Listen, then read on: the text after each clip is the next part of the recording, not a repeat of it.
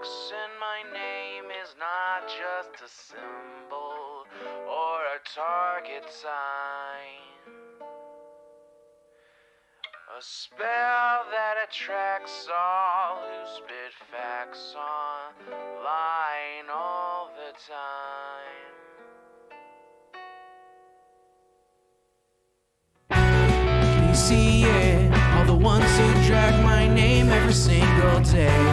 Can you see it? Can you see it? Can you see it?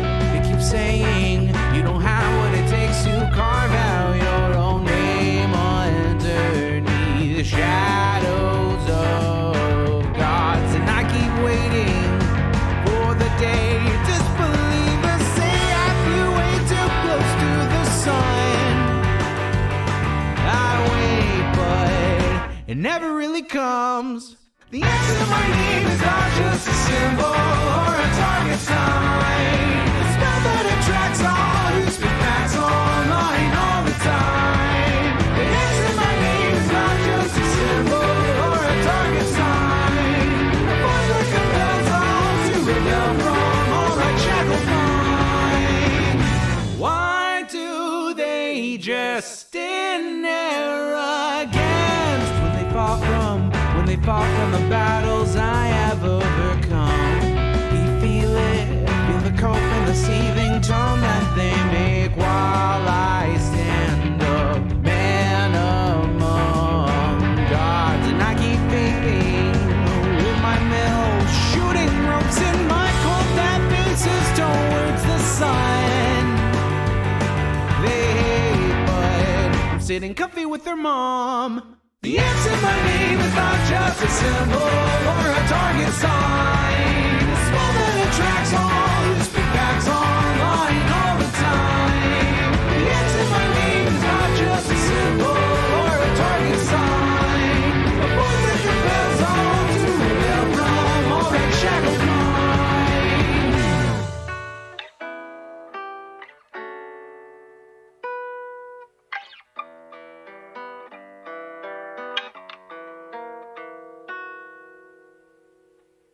The answer to my name is not just a symbol or a target sign. A spell that attracts all who speak facts online all the time. The answer to my name is not just a symbol or a target sign. A force that compels all to rebel from all that shadowed minds. It's you and me, your mom, it's me. I'll take another hit from my name. You'll see now. Watch me right now. Punch your face now. Show you how.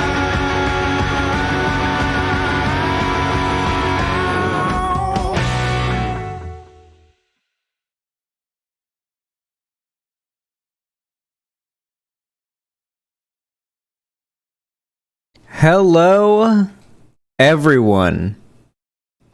How are you all doing tonight? Oh, wow, I'm really loud. Holy shit. I had to turn myself down a little.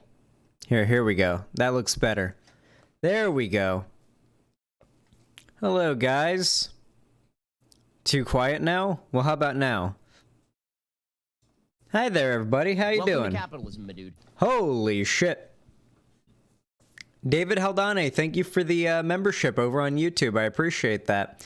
That's actually, believe it or not, YouTube actually added a feature that's similar to subbing on Twitch or on my website, and it does offer very similar rewards if you do it, only it's on YouTube.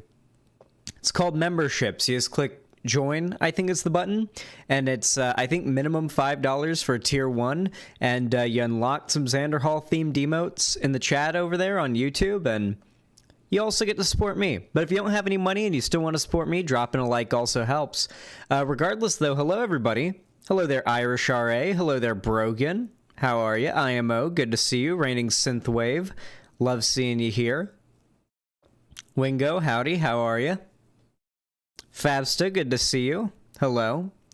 Gail M, good to see you. Hello there, Geeky Lesbian. Saru, nice seeing you. Nasdaq, hello there. Grimy Waifu, hello. Carbonated Peach Milk, love seeing you here. 2D Trash, what's up, what's up? Space J, how are you? In a Pickle, good to see you. Darkmind776, good to see you here as always.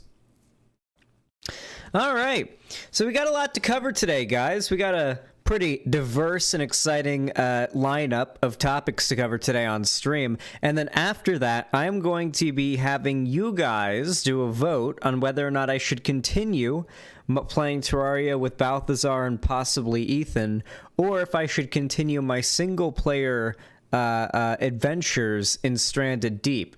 Maybe even bring another person into Stranded Deep. I really like Stranded Deep, and I wanna try to beat it.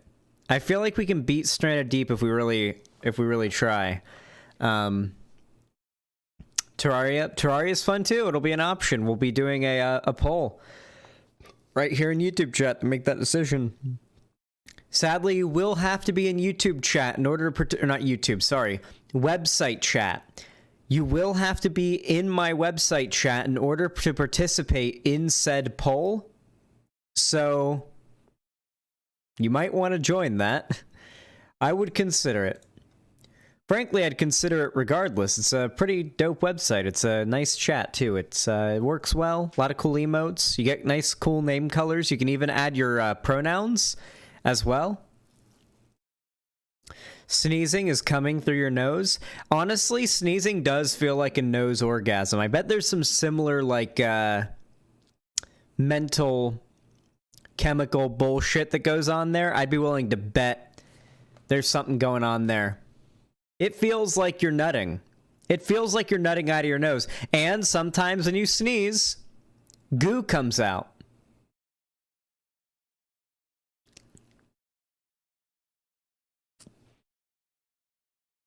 They call cum cocksnot for a reason.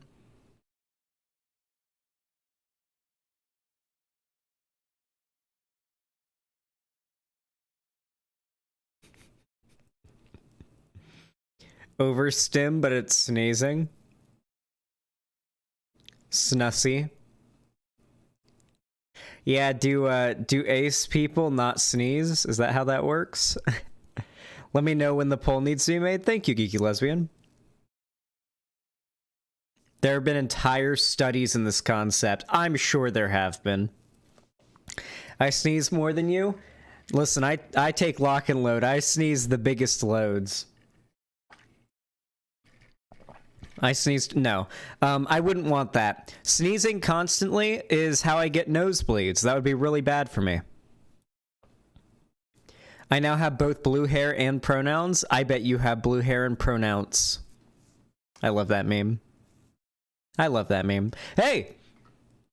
If you're watching right now, we actually have 122 viewers. I'm going to bully you guys into supporting the stream. If you're watching right now, drop a like on the stream. We're at 48 likes. I know we can hit 100. Come on. Let's hit 100 before we start the segments. I know we're capable of it. YouTube kind of like bases how much they push content in their algorithm based on how much engagement it gets. So liking the stream is the best way to support it. And of course, as always, if you want to get me into that Shadow the Hedgehog onesie for the whole rest of the stream, consider donating, subscribing, gifting a sub, whatever, here on my website. Any donation like that will go to the Shadow the Hedgehog onesie goal there. Once we hit 300, I put on the onesie and I wear it for the whole rest of the stream. And of course, you can also support me through YouTube, Twitch, Streamlabs, Stream Elements, and of course, my Patreon. I do have content going up on Patreon soon. I know it's been delayed a little bit, just because things have been a little bit hectic in my IRL life, but pretty soon those are going to be up. Going to be pretty exciting. All right, we're at 80 likes. Come on, 20 more likes. I know we got 20 more likes we can get.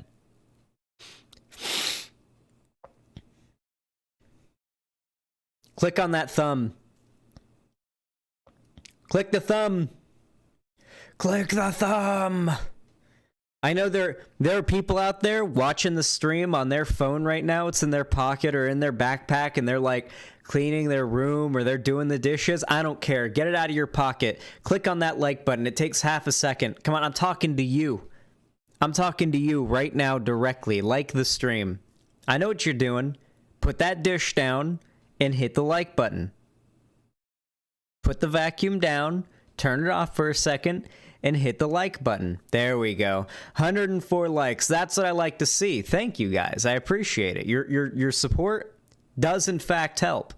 Like literally every time you guys like the stream, the viewer count goes up. That's how YouTube works. I know it sounds unfair that YouTube doesn't tell all of your subscribers you're live just by merit, and it does require the stream to get a lot of likes, but there's nothing I can do to change YouTube. All I can do is encourage you guys to help make YouTube a little more tolerable. In the meantime, though, we got some exciting segments to cover today, so I'm going to take a drink of water, and we're going to hop right on in. All right. So what is going on today? Wait, first chat, I want to know, what are you all drinking tonight? No. I actually don't want to know that. Cancel that. I don't want to know. I want to know what country you're watching from, and if you're in America, what state. No more specific, and if you don't feel like saying what state, you can just say America. I'm just curious, based on time zone, how many of you here are watching and where you are, generally, based on time of day. California, Pennsylvania, Florida, Germany, New Hampshire, USA, Finland, Delaware, North Carolina, Ohio, Florida, Georgia, Oregon, Alabama, West Virginia, DC, Maryland, Ireland, New York, mediocre Britain, true, California, New Zealand, Oregon on that dog walker, OG, okay. Alabama, Scotland, Maine, Massachusetts, Scotland. Okay. All right, we got a pretty diverse like cavalcade of people here from all sorts of different nations. Love to see it. Hello, welcome. Brazil, that's Pog. Never been there. Iowa? That's pretty exotic. Xanderhal, did you see that link I pinged you with earlier? Which link?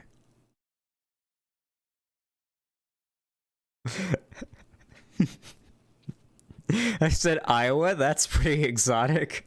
I like that one. That one made me laugh. I laugh at my own jokes. Fuck you if you think that's cringe. I wouldn't have said it if I didn't think it was funny. This link? Alright, what is this shit? To rest.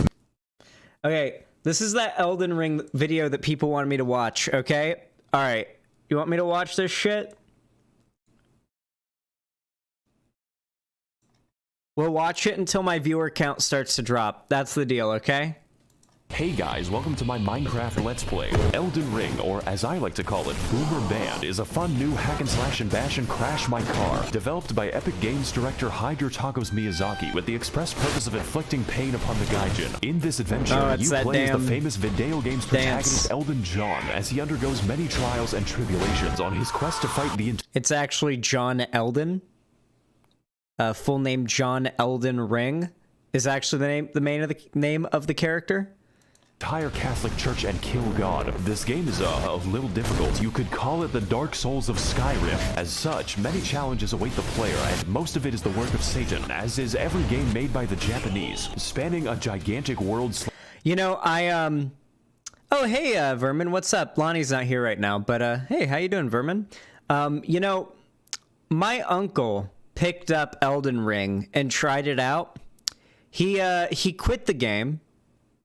He didn't get very far, and he called it, and I quote, Japanese torture. So my uncle didn't like Elden Ring very much. He didn't like Dark Souls 3 either.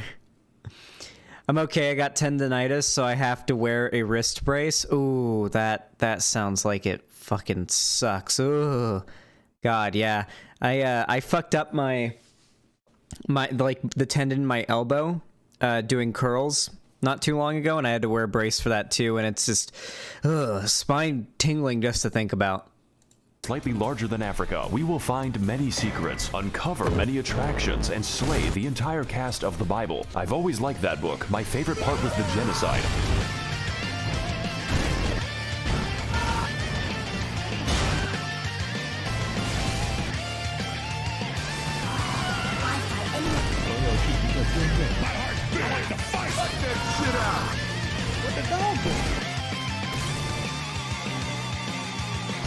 Yeah, the voice is an AI. That's a good video. I'm sorry, but we have to continue. We have to move on. I cannot stun lock. All right, I'm not a big streamer, as they say. All right, I've got bills to feed and mouths to pay. All right, now listen up. I think you guys all know what to do when I say action, right? I don't need to tell you. You guys say hi YouTube when I say action. That's what you guys do. Those are the rules. I don't make them. It's just how it do be. All right? It just be how it be. 3, 2, 1, action. All right, I feel like it doesn't need to be expressed by me right now how much of a joke Tim Pool is, okay? I've covered him quite a few times. He's not exactly, unknown in this space. You guys have all probably seen takedown videos on him. You all probably know that he is a massive hack, and that the fact that he is one of the most influential political figures on the internet is a travesty and evidence that God is not real. That right there. When I see that Tim Pool is one of the largest, most influential political figures on the internet, it's one of those moments where I'm like, oh yeah, no, God couldn't be real in a world like that. Nah, there's no way. He wouldn't let this happen. Helps reinforce my atheism, if you ask me. In all seriousness, though, putting the bit aside, Tim Pool's a hack. All right. The guy's career has basically been elevated by the fact that he is able to fearmonger and spread conspiracy theories, hang out with conspiracy theorists, some of the likes like Alex Jones and whatnot, tote the same exact rhetoric, and yet he still does the classic like 2016 Sargon moderate liberal defense. He says he's like a centrist, or classical liberal is what he called himself. Tim Pool calls himself like a centrist or like a center left-leaning guy. He completely lies about his political beliefs, or at the very least lies about the beliefs that he shills for. Meanwhile, spreading massive amounts of misinformation. If you've ever seen the guy like interview someone on one of his shows, I gotta say, I would probably never go on his show. Not unless it was like an over the internet thing, because every time I watch someone go on there, they're never able to like fact check. They never have like a laptop or like a computer or something in front of them where they can quickly fact check the lies that Tim Pool tells, because if you ever go to Tim Pool's channel, here we can do that right now, actually. Let's go ahead and take a look at the type of... Many of us looked up. Be quiet, Tim. No one asked you. Look at this motherfucker. Holy shit. Hundreds of thousands of views per day on his channel. Per video. Good lord. Now, you'll notice something special about the type of content he uploads is that he is constantly covering stories, no doubt very twisted and lied about, that support his narrative, right? That's all he does. That's more or less what he does, at least. I'm sure he does other stuff. He brings people on and whatnot, but his bread and butter is this live coverage, these snippets, not too dissimilar to what I do, frankly. The thing is, his whole thing is about lying about the events of stories that have happened. Guests don't use phones, whereas Tim and his lackeys have computers they're always looking at. Lamau, yes, exactly, of course, Furman. And it is disrespectful to have like a computer in front of you there. So even if Tim Pool abstained from using a computer, and as did his guests, he would still have this one up in that his content is centered around filling up a roster of misrepresented or completely made up stories that he can use as anecdotes to support narratives about broader trends. Because of course, these giant conservative demagogues, they don't have data, facts, consensus, anything like that on their side. All they have are individual stories, individual anecdotes they can point to that make people feel very emotional about a specific issue, and that's all they really have. All conservatives have to these issues is emotion. And if they can find these individual stories that make people upset or make people sad or make people happy, these are what they need to convince people, because it's all just emotion. There's no thought or reality or logic put into their ideology whatsoever. I'm gonna put myself up here. I like it better.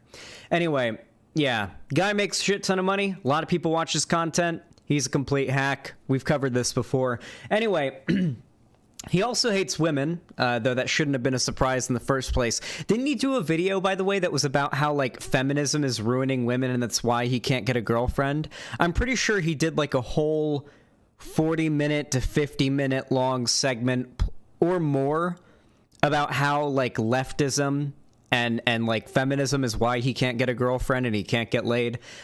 Pretty hilarious stuff. So, of course, he does hate women. Shouldn't surprise you. Democrats call for revolution after Supreme Court of the United States, Roe v. Wade ruling.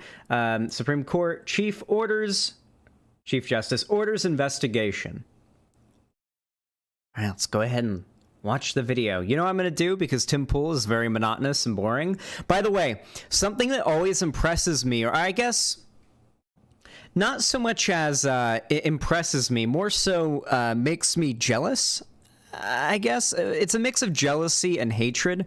It's almost like, God, they have it so easy, but oh, I hate that it is that easy for them. But like, Tim Pool isn't a very charismatic guy. Maybe you guys disagree, but and I'm even saying I'm the most charismatic guy, okay? I just recently found myself capable of watching my own content, my more new content, and not cringing at it. But, you know, coming from me, I don't see any charisma in Tim Pool's presentation. There's not much to it that excites me. There are, like I would rather watch a Jake Paul video right now on stream with you guys than this Tim Pool video, because I know the Jake Paul video will be more entertaining. At the very least, Jake Paul is like loud and rambunctious and talks quickly and has like some level of sort of like a character that he's playing, you know? Tim Pool is just very droning and boring. But I guess the fact that this guy's made it to become this big tells me that it doesn't matter how charismatic you are, you can make it on this platform. From SCOTUS blog. It's impossible to overstate the earthquake this will cause inside the court in terms of the destruction of trust among the justices and staff.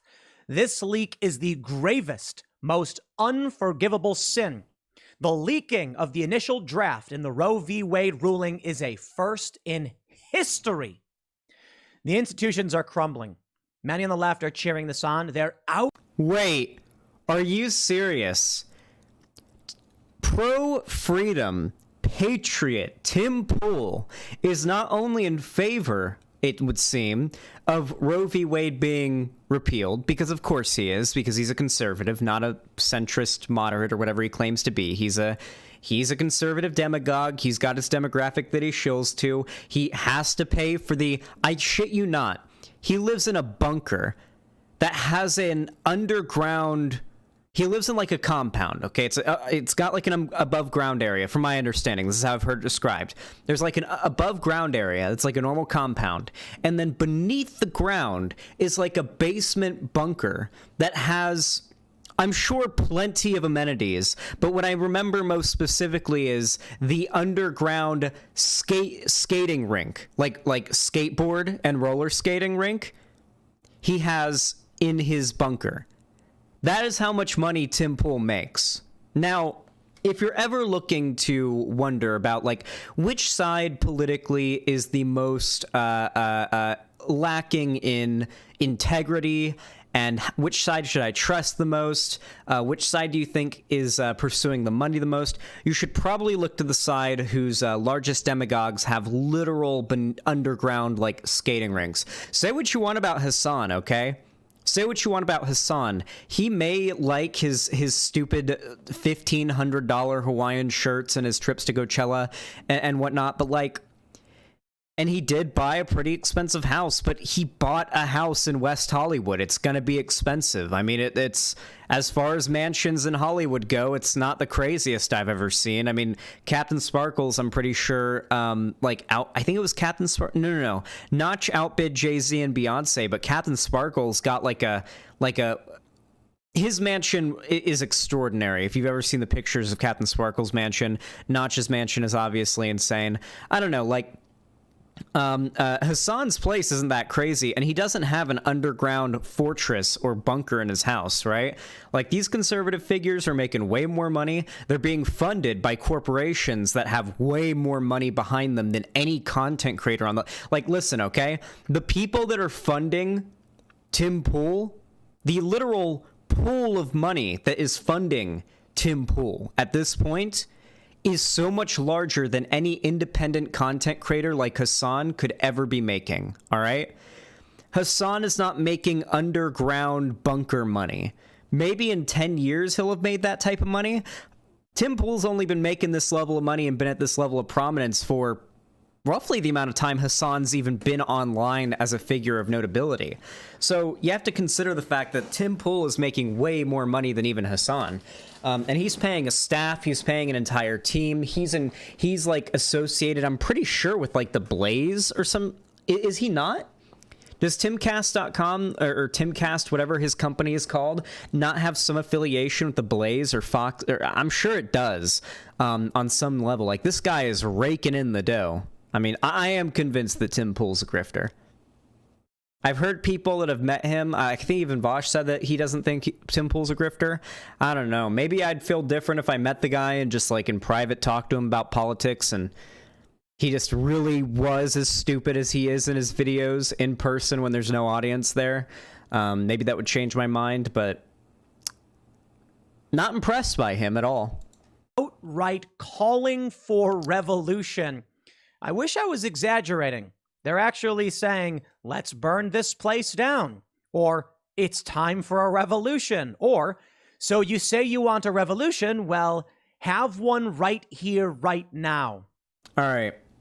Tim Pool, as much as I would love for these blue check mark, I guess because we humans use Twitter dark mode, subhumans use Twitter light mode. But because humans use Twitter light mode, they're actually white check marks, or sorry, Twitter dark mode. They're actually white check marks, not blue check marks. I don't think these blue checkmark liberals are actually going to do any revolution. And I'm going to take a wild guess and say that their hyperbolic tweets are probably calling for metaphorical revolution more so than literal, like, pitchforks and torches revolution.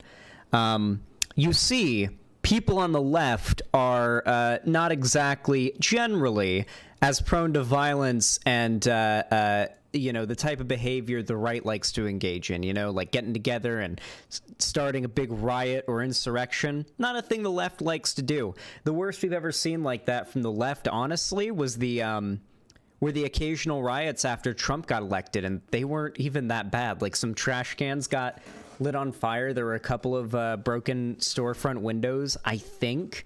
Besides that, there wasn't much more damage. And it was for like 2 days.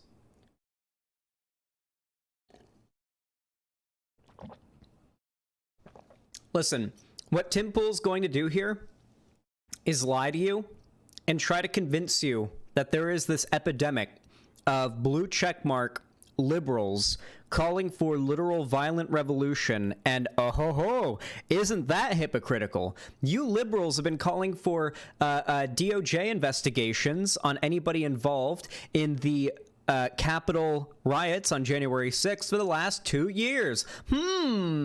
Very curious how now all of a sudden you're the ones calling for revolution. Like, come on.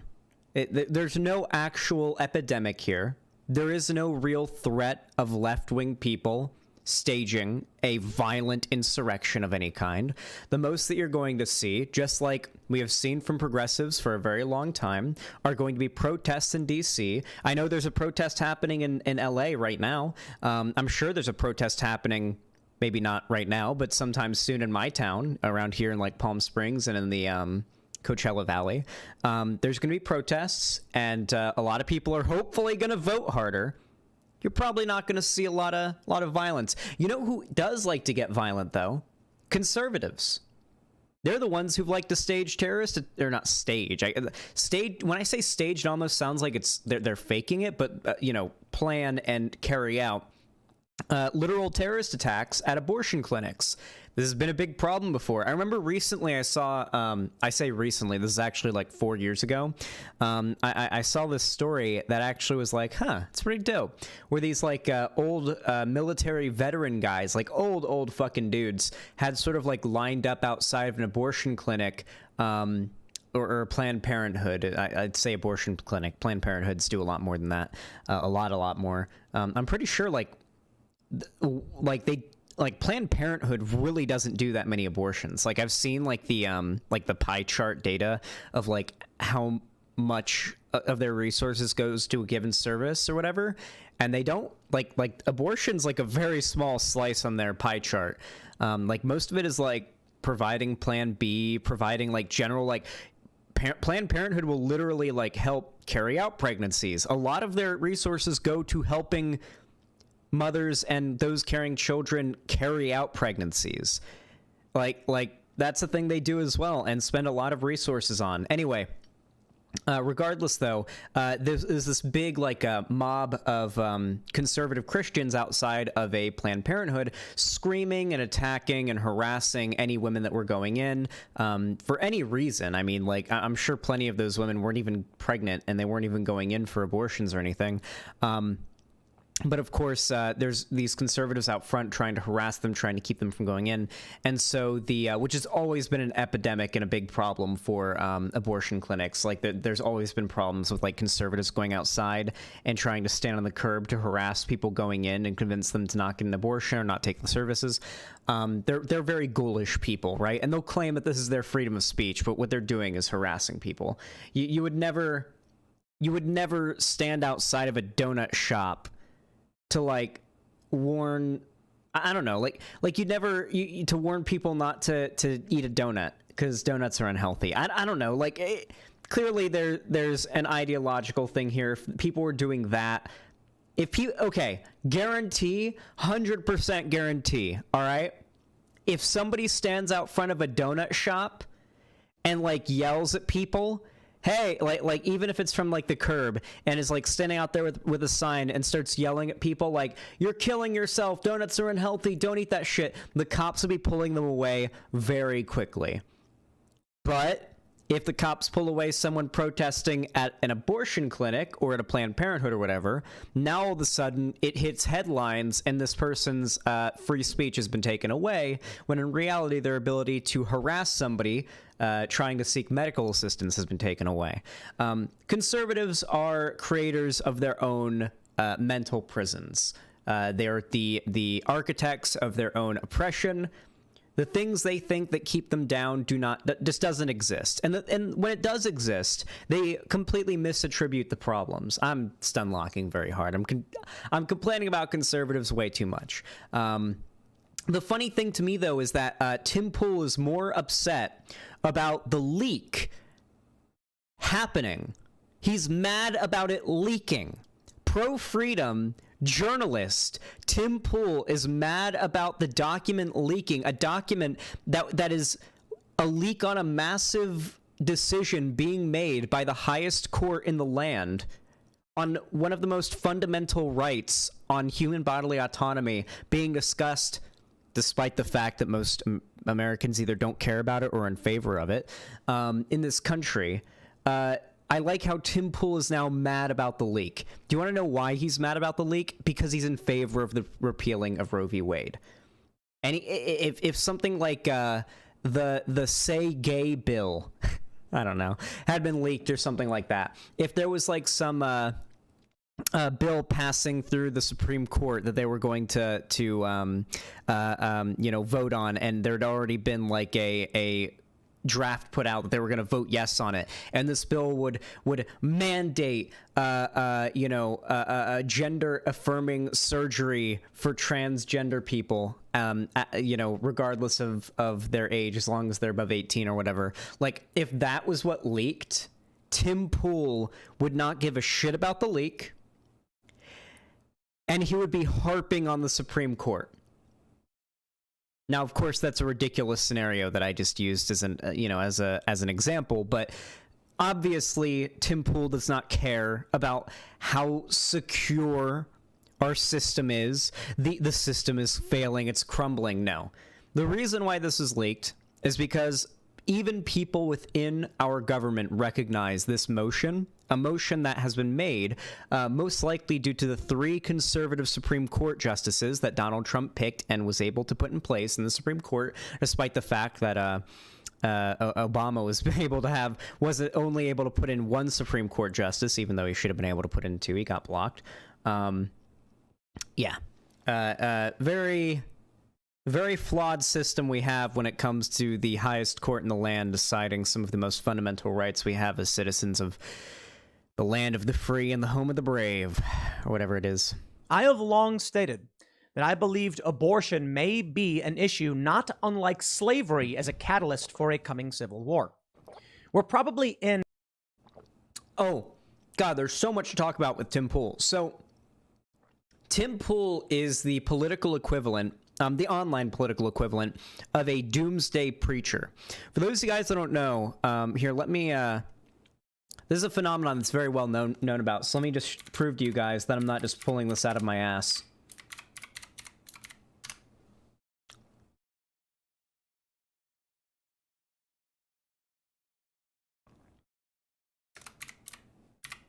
Here, I just wanted like a general definition.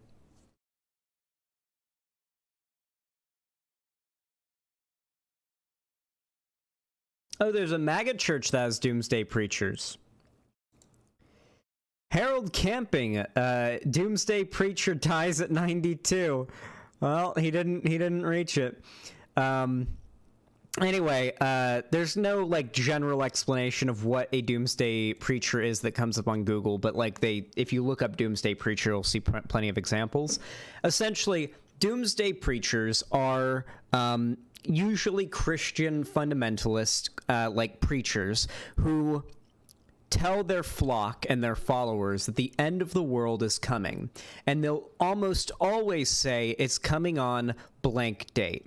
And the way that they'll explain how they know it's coming on that date will be really ridiculous. It'll be plenty of shows, movies, skits, etc. have made fun of the way that they try to prove it. It's like, well, if you count these stars in the sky and then add those together with pi and then divide that by 666, then you get this number, and that's the month. And then if you add that to Jesus's name, which is GJES, US, that's 5 letters, so that's the minus that. Like, they'll do that to try to claim this is when the date is going to happen, and then it doesn't happen.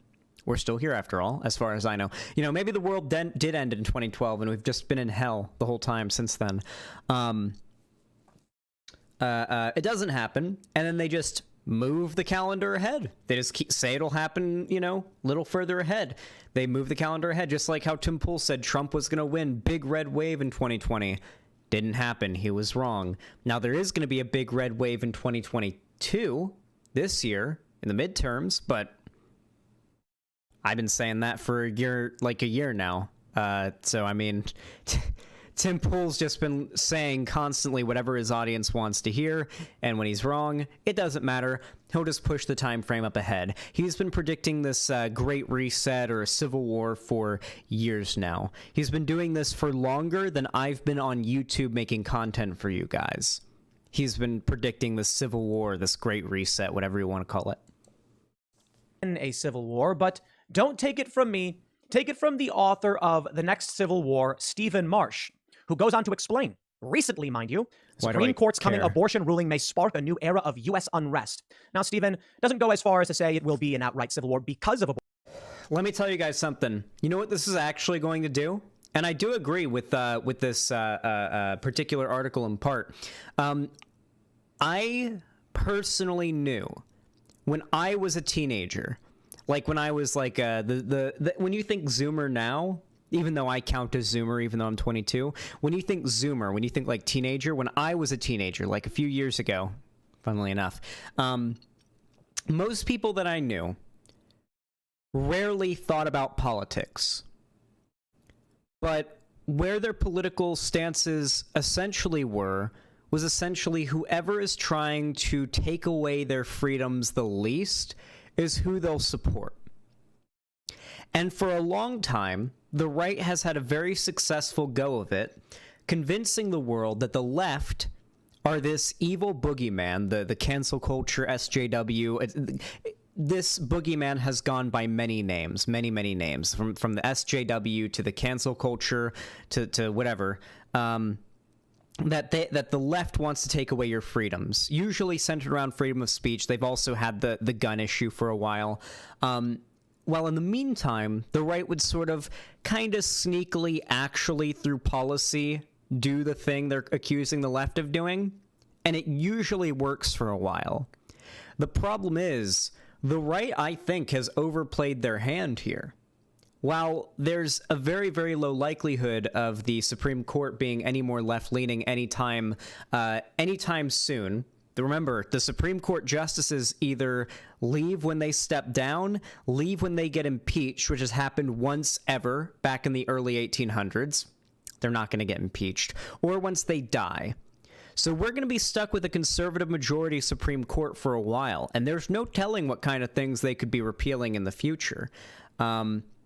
So, while accidents do happen, and it's worth having a Democrat in office as much as possible, so in case a Supreme Court justice steps down, dies, or gets impeached, then a Democrat's in power to put a new liberal Supreme Court justice in place, hopefully. That's not what's happened right now. For those that are complaining about, like, oh, well, how'd voting save us from this? Vote harder. Vote more. Learn how the Supreme Court works. Okay? These justices are appointed by the president. Yes, there are loopholes and whatnot put in place to prevent, to allow conservatives to play dirty and have a bit of a minority rule, so to say, and, you know, kind of prevent a liberal court justice from getting put in place, as they did with Obama. But, don't care. You gotta vote anyway. This is the only way you're going to affect significant real change. So vote. Vote blue no matter who. Abortion. But I think that issue may actually be a strong catalyst, just like we saw so long ago. In his article, which we'll go through in more detail, he mentions how in April 1861, Confederate forces shot on Fort Sumter. But at the time, even Jefferson Davis, the Confederate president, had doubts about whether the event mattered all that much, saying either the beginning of a fearful war or the end of a political contest. It's hard to know exactly how these actions we have seen over the past 24 hours will reverberate. Past 24 hours, I should say, past several years. But right now, I was saying, I knew a lot of people who were like pretty young, don't know a lot about politics. Their political opinions are basically going against whoever is taking freedoms away from people. I think the right's overplayed their hand here. I think this whole repealing abortion thing is going to have like a really negative effect on them. Abortion for conservatives has always been a losing issue. I'm sorry. Abortion has always been a losing issue for the right. There has always been winning issues for the right and left and losing issues for the right and left. For the left, the losing issue is guns. If the American left wants to win, they have to stop going after guns. If they did that, they'd get way more votes. For the right, the losing issue for them is abortion. If the right wants to win more, they need to stop going as hard on abortion. There's also other winning and losing issues for these two parties and these two sides politically, but abortion's never been a strong suit of the right. When you start taking away the rights to bodily autonomy while also saying that you're the ones in favor of freedom and bodily autonomy, it tells people you're hypocritical. It tells people that you're old-fashioned. It tells people that you're willing to take away people's rights and privileges. People don't like that. This new modern day conservative power structure that's taking away rights from people is very reminiscent of that old tradcon geezer tier 2008 and before Republican era that we knew about, and used to make fun of and parody and joke about back before Trump came along. Seems like the right's kind of regressing into that again. And it's like a fracture in the party, too, because, of course, you have your more Trumpy MAGA types, you know, your Marjorie Taylor Greenes and your Lauren Boeberts and your Madison Cawthorns and so on. But then, of course, you also have your more traditional conservatives like Mitt Romney. And I assume the justices appointed by Trump are not traditional conservative by any means. But you know what I mean. We're starting to see more of a fracture in the right. It's interesting. Conspiracy theories are rampant. Who leaked this opinion? Already barricades were up at the Supreme Court building. This was because of a man who self-immolated over climate change. But already people had protest signs pre-made. They knew. Okay, dude. Setting yourself on fire to protest climate change is fine, all right? You can't shit talk anyone who does that, all right? Burning yourself to death in protest is the most metal shit in the world, okay? There should be like a rock somewhere. There should be a rock somewhere that is guarded 24/7 and guarded from erosion that has the names of every single person who's ever burned themselves to death in protest on it for eternity, because that might be the most baller thing ever. Have you ever burned your hand on accident while cooking before? Just a little burn on your hand while cooking? That shit makes me want to cut my whole hand off. It hurts so bad. Even if you dunk your hand in ice, the pain sticks around for a while. Now, I want you to imagine your flesh is actually on fire and you are burning to death from the outside in, okay? Because you don't just die instantly once the flames have taken you over. Burning to death includes your eyeballs exploding like grapes. You're still alive for this, by the way. And the fire and the heat still has to cook you deep enough to cook your vital organs and your brain to death. You're still alive for a hot minute. A literal hot minute. The hottest minute. Self-immolation is a hell of a way to die, and that motherfucker has my respect. Zan, let's not promote self-immolation. If somebody from my audience goes and sets themselves on fire because of my content and me saying it's baller as fuck, then I'll take full responsibility for it, and what happens will happen, okay? Xanderhal, people who've survived third-degree burns have said the worst part is the smell, as the pain neurons aren't very deep and your inner tissue doesn't actually have accurate pain receptors.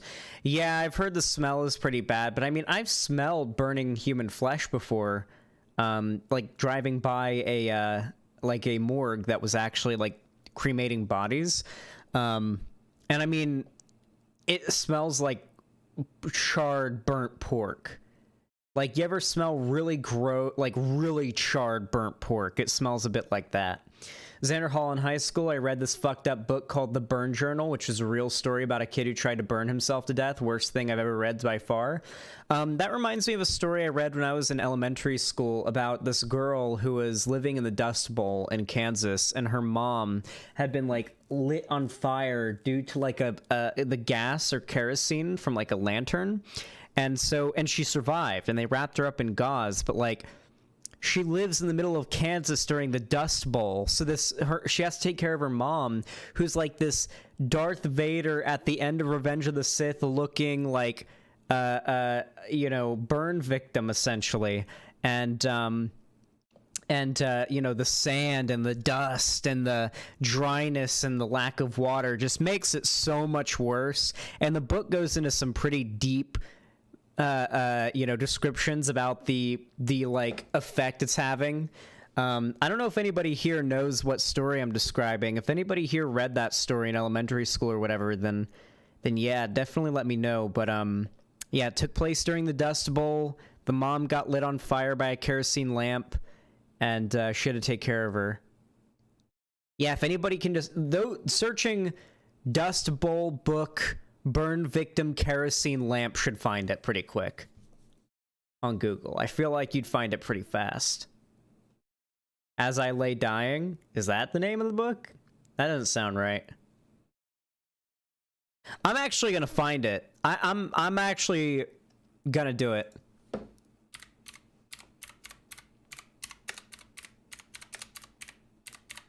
I think it was based on a true story too. Out of the Dust. Is this it? Billy Joe begins their kerosene. Oh, here it is. Okay, this is the story. One day, while Billy Joe's pregnant mother is making breakfast, her father leaves a pail of kerosene next to the stove, as you do, and then goes out into the fields. Her mother picks up the pail, mistakenly thinking it was water, and makes a rope of fire. Screaming to her husband, Billy Joe's mother runs out to the fields with Billy Joe behind her, thinking the house may catch on fire. Billy Joe runs back inside and throws the can of kerosene out the door. Unfortunately, her mother is running back to the house, and Billy Joe ends up throwing the can of kerosene onto her mother's apron, lighting her on fire. Billy Joe runs outside and begins to beat the flames on her mother with her bare hands in an attempt to save both her mother and unborn sibling. Her mother is taken inside and treated by the local doctor, but she never again looks like Ma to Billy Joe, for she is unrecognizable through her burns. Billy Joe's own hands are badly burned as well, swollen and dripping with pus. It's a really crazy story, but yeah, it's called Out of the Dust. It's based on a true story, apparently. So yeah, definitely give that one a read if you're interested in a sad story. It was not an upbeat story whatsoever. Not an upbeat story at all. So yeah, that's what they had me reading instead of teaching me about the Civil War or like whatever in 5th grade. The plight of white people is what they had us learn about in school.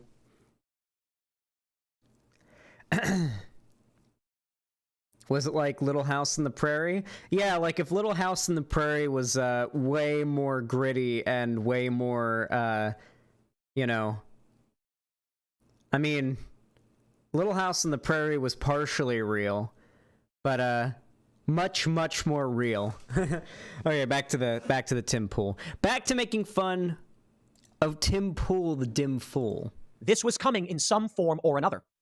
Now on the left, Florida. there are arguments that it was actually the conservative justices who leaked this to force other conservative justices to fall in line. The idea there is that now that the leak is out, any change, any deviation from this ruling overturning Roe and Casey would imply that public pressure got to the justices and influenced the court, and thus their credibility is completely undermined. And as the Supreme Court, the judicial branch itself, has no real enforcement options, the only thing they have is their credibility. Read. So, yeah. Okay. You hated The Stranger? Really, Vermin? Okay, well. I think is The Stranger what I'm thinking it is? Oh, no, I was thinking of a different book. I don't know why, but I was thinking The Outsiders. The Outsiders was good. I liked that. Anyway.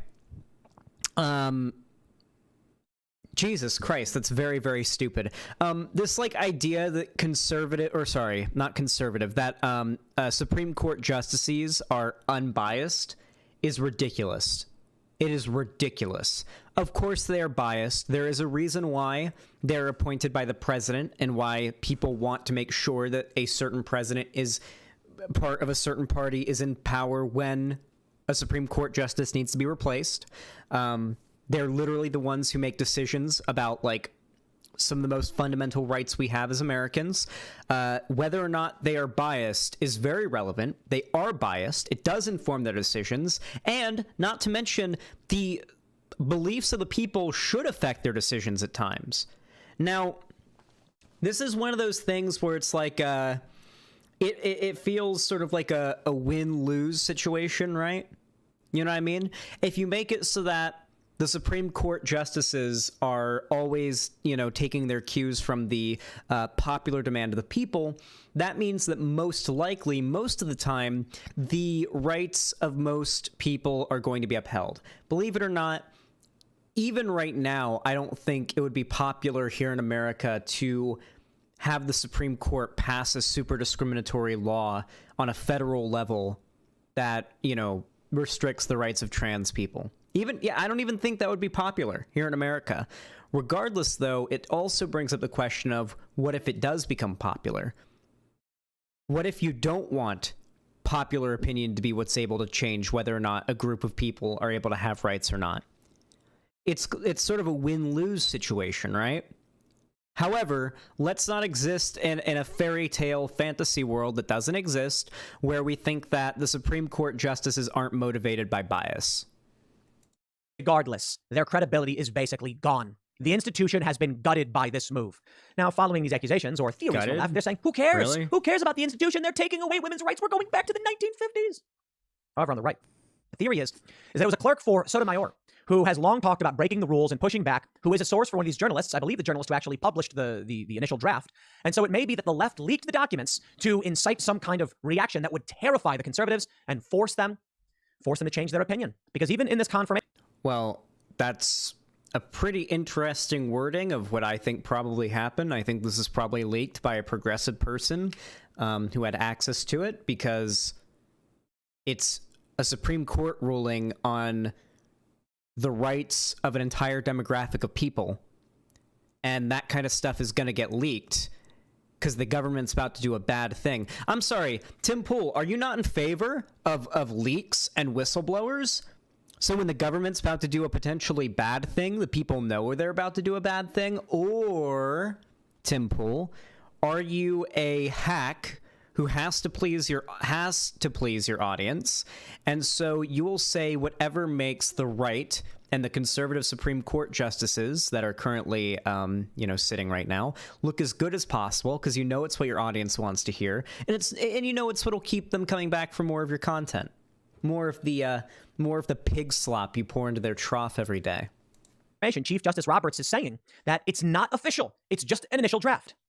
Some even argue it was Justice Roberts himself who leaked this document, trying to gauge where the public will be because he wants to be on. By the way, this is how upset Tim Pool is about blue check marks maybe engaging in rhetoric that could be like revolutionary.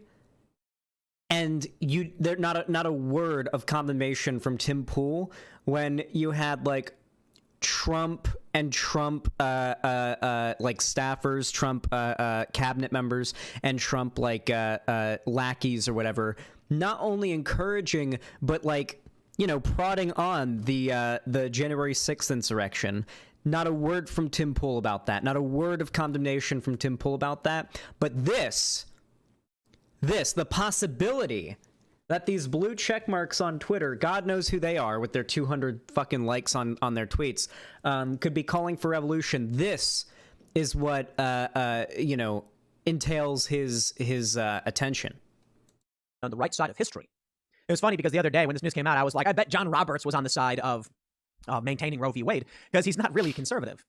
Now, the left argues that most people in this country want to see Roe upheld. And that is, I would say, technically true. Well, literally true. Most polls show us that majority. Well, most people, my understanding is that most people, don't really care enough about the issue to be against abortion. They're just like, yeah, whatever. Yeah, I'm not really strongly against it or whatever. Maybe, they're in favor of abortion being allowed up till some point, maybe. There's very few people are outright against it. And the repealing of Roe v. Wade would lead to the facilitation of, potentially in many states, the outright banning of abortion. Now, I've realized something about conservatives that I feel like we should start to point out more. I think it's really, really important. So conservatives care about states' rights. Specifically, they care about the rights of the state. The rights of the state to enforce their ideology, and of course, when they're in control of it, it also allows them to maintain their business, interests. We've obviously seen this in Florida, right, where these big companies will work with the government of Florida, the Republicans running it, in order to make sure that there's, right now, I grew up in Florida, so this is what I know best. I'm sure this is a problem all over the country, but in Florida, I've watched throughout my childhood as the lobbying of Republicans that have run the state, I should say, have ruined the environment of that state. Entire like wildlife preserves and areas that used to be fishable and swimmable now destroyed and or looking like shit compared to when I was a kid, you know? Like I went to the Keys when I was a kid and the water was like what you'd imagine you'd see in any like blue tropical island, turquoise blue. Now when you go to the Keys, from what I've seen of it, it's like kind of a murky greenish until you get out further from the beach, you know? These are very real environmental damages that are happening in my lifetime, you know? Oh yeah, the red tide happening all over the place. I mean, I remember red tide didn't really happen much when I was a kid, but like I tried to go to the beach a couple years ago when I was in Florida, before COVID happened, and like twice in a row had to cancel the trip because of red tide. And a lot of it has to do with the fact that Republicans run that state, and despite the fact that it's ruining the environment and making the state worse to live in as a Floridian, their control of the state allows them to not only keep their ideological methods and their ideological goals in check, you know, the don't say gay bill kind of stuff, and the banning of the CRT, which is really just teaching anything about the history of America that doesn't make it look completely whitewashed and pristine clean. They want to make sure that students are only ever being taught the myth of American history. Because that's what, you know, lack of education leads to more conservatives. I'm sorry, but it's true. Stats are there. As a matter of fact, can we actually like compare a map right now? Hold on. Map of U.S. Democrat and Democrat and Republican voters.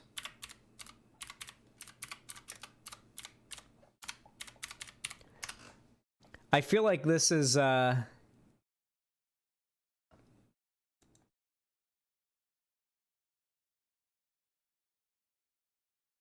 can we get like I want a map that details the states too, like, because I want it to show like districts more so. Yeah, there we go. Wait, is that right?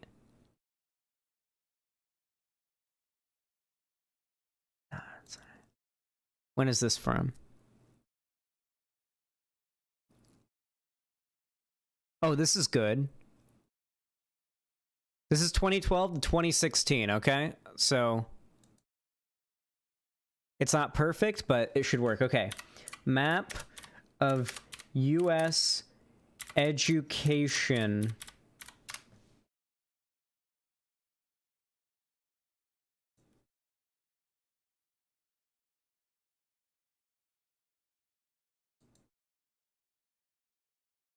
When I was in college, starfish wasting disease started to happen. People in my classes were researching it. Now it's just a thing due to ocean acidification. God, yeah.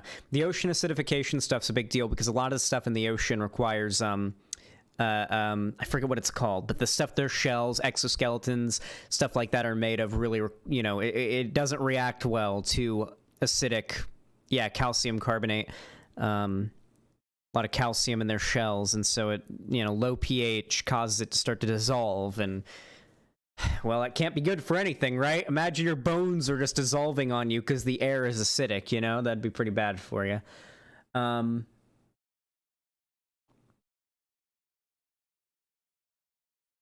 So if we go ahead and can we... I want to find one that's like the same time period as well.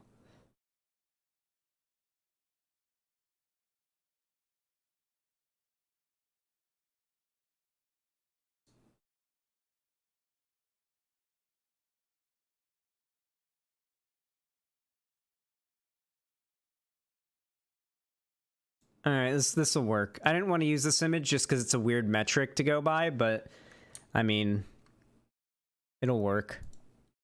Can I see that image in high res, please? It's not very high res, but okay. So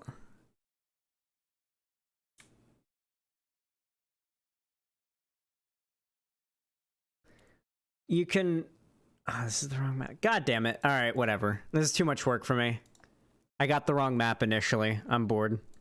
Someone, you can go find a map of like education and like amount of people of a college degree, amount of people who dropped out of college, stuff like that on a map. Correlate it with voter like districts, like how many like blue or red, and you can see the higher education areas tend to be, you know, more densely populated cities with higher income, higher education. Typically vote blue more than like more spread out rural areas, lower access to education, lower income tend to vote more red.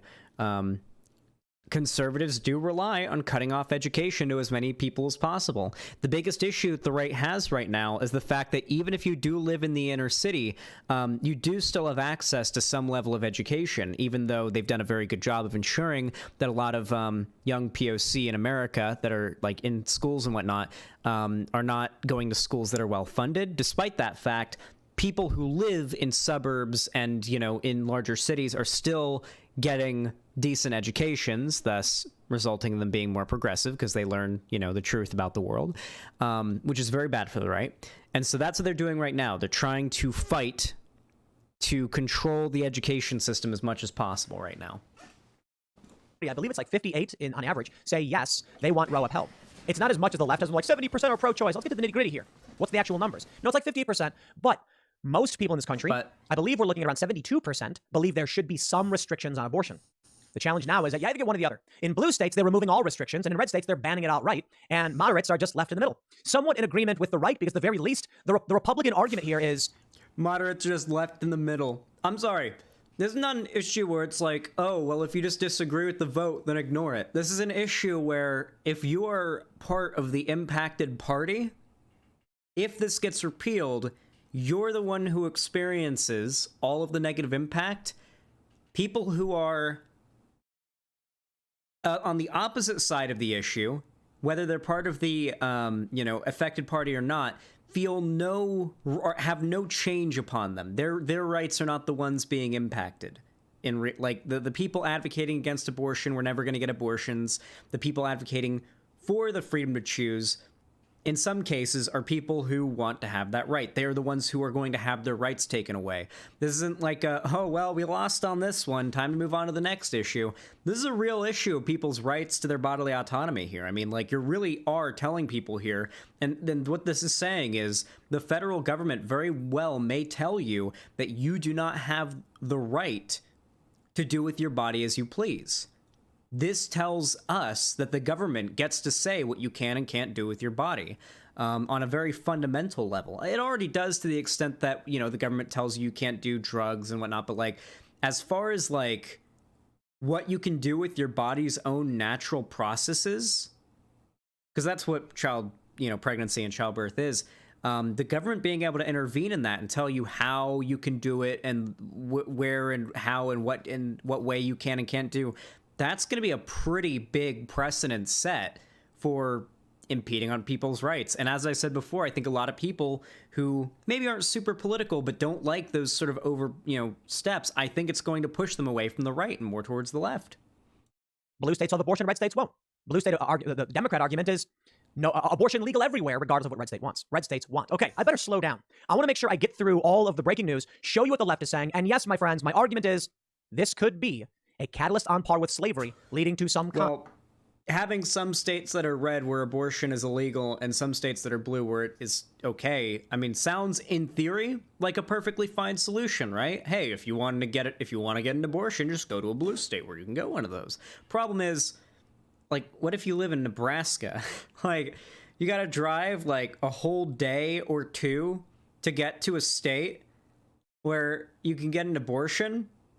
I mean, that's not something everybody can do. Not everybody even has transportation like that. Many people don't even have the ability to go across state to get medical procedures done because of their schedule and their time and everything like that. I mean, you don't want to you want to have as little roadblocks and barriers in a functioning society as possible between the people and services they need.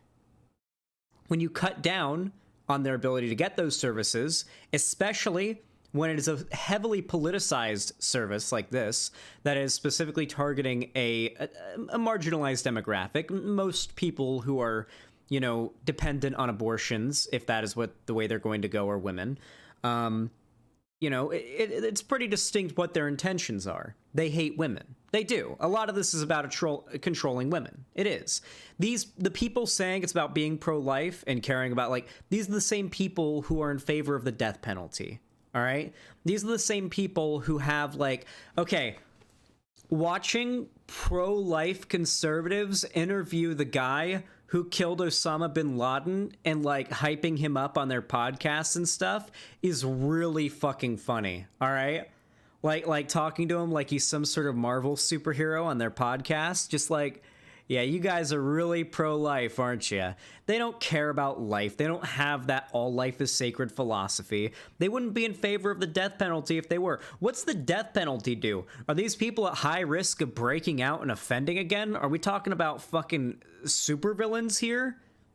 These people aren't breaking out and offending again. The best argument you can make in favor of the death penalty is that housing these prisoners for their whole lives is, you know, costs a lot, but that doesn't even work out. When you look at the numbers, they spend more executing these prisoners than they do keeping them alive for their whole lives. It's literally just a matter of they feel really good when mostly POC criminals, or who they deem criminals, are executed. Or in many cases, it's like that one Republican politician who thankfully did not win in Mississippi, who said he wanted to bring the gas chamber back as a method of executing death row inmates, and he wanted to include grooming as a death row, offense, and he also wanted to include teaching children about the LGBT whatever as a death row offense, as grooming. And so essentially what he wanted to do is gas all of the pro-LGBT teachers, the LGBT teachers, anybody who would teach kids about the LGBT stuff, parents, whatever. Like, that's what they want to do. Really fucked up shit. Their ideology is horrid. They will lie to your face about what they truly want and what they believe constantly. Pay attention to what they're actually doing, though. That's where their intentions truly are. Look at what they're actually doing. Kind of civil war. Now, Stephen Marsh, as I mentioned, wrote the book, The Next Civil War. Even he is reluctant to say this is. He's saying it could lead to unrest. I definitely agree with that. But let's talk about possibilities after we talk about the news. Before we get started, head over to timcast.com and become a member if you would like to help support our work. Our journalists have been covering this from the moment the leak came out, compiling data on all these states, their laws, what will change. If you want to support our work, go to timcast.com. In the top right corner, click sign up. All right. If he's already doing the listen, there's no way the next 30 minutes of this video has any arguments or substance in it. If after the first 5 minutes he's already shilling and asking for money, that means we've gotten literally all of the substance of this video. He'll just be repeating the same points for the next 30 minutes. I've seen Tim pull videos before. The first 5 to 6 minutes are more or less all you really need to hear, and you know what you're gonna get. You know what? Speaking of, if you enjoyed this video, why not drop a like, subscribe, ring the bell icon if you're new here and you want to see more content from me. YouTube won't tell you when I go live, upload new content, anything like that, unless you hit that bell icon right next to the subscribe button and you know, hit the turn on all notifications. You got to do that for YouTube to even tell you. And of course, if you want to support me further, you can follow my social media, link down below, or even support me financially by donating, subscribing, or gifting a sub over my website, xanderhal.com/live, or supporting me on YouTube, Twitch, Streamlabs, Stream Elements, or through Patreon. Any donations you do through that will contribute to this dono goal down here, and when we hit that $300 dono goal, I put on my Shadow the Hedgehog onesie and wear it for the whole rest of the stream. It's pretty funny. If you want to see that, consider supporting me. It also helps me pay the bills and, you know, buy food and stuff like that, and I do like eating. I do like not starving to death, so definitely consider tossing some buccarinos to your boy. Regardless, though, if you just watch the video, I really appreciate it. Liking the stream also helps a lot. Thank you so much for watching. I really appreciate it. Have a good one. That was a good segment. That was a good-ass segment. Hey, everybody. I'm going to check how many likes we have right now.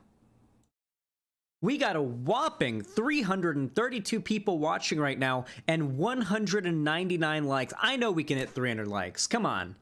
I know we can hit 300 likes. Hit that goddamn like button. Smash that motherfucking like button. Smash that like button like you would smash your crush, okay? That's what I want you to do right now. Get it up to 300. I know we can. 2D Trash, thanks for the tier 1 sub. I really appreciate that, homie. Very kind of you, my friend. Says, hello, YouTube. I have no idea what that meant, but I want to kill myself now. Thank you for that. One Piece 34, thank you for the $8 donation. Says, hey, Zan, I got something you should watch, and it is a pretty quick video. It won't take long. Well, thank you for the $8. Let's check out this video really fast. What do you got for me, homie? Oh, it's sped up. First time I came to Spyro. No, fuck you. We're not. One Piece 34. I'm sorry, I love you, buddy, but we're not watching a Sonic comic dub right at the beginning of the stream. What do you want me to lose all my viewership? Jesus Christ. I got bills to pay, dog. I can't feed my family on $8. Good lord. Donate $50 and maybe I'll spend the next 20 minutes losing all my viewers watching a Sonic comic dub. No, One Piece 34, legitimately. I lose all my viewers when I do the Sonic stuff, and I got bills to pay and stuff. I can't do that kind of stuff all the time.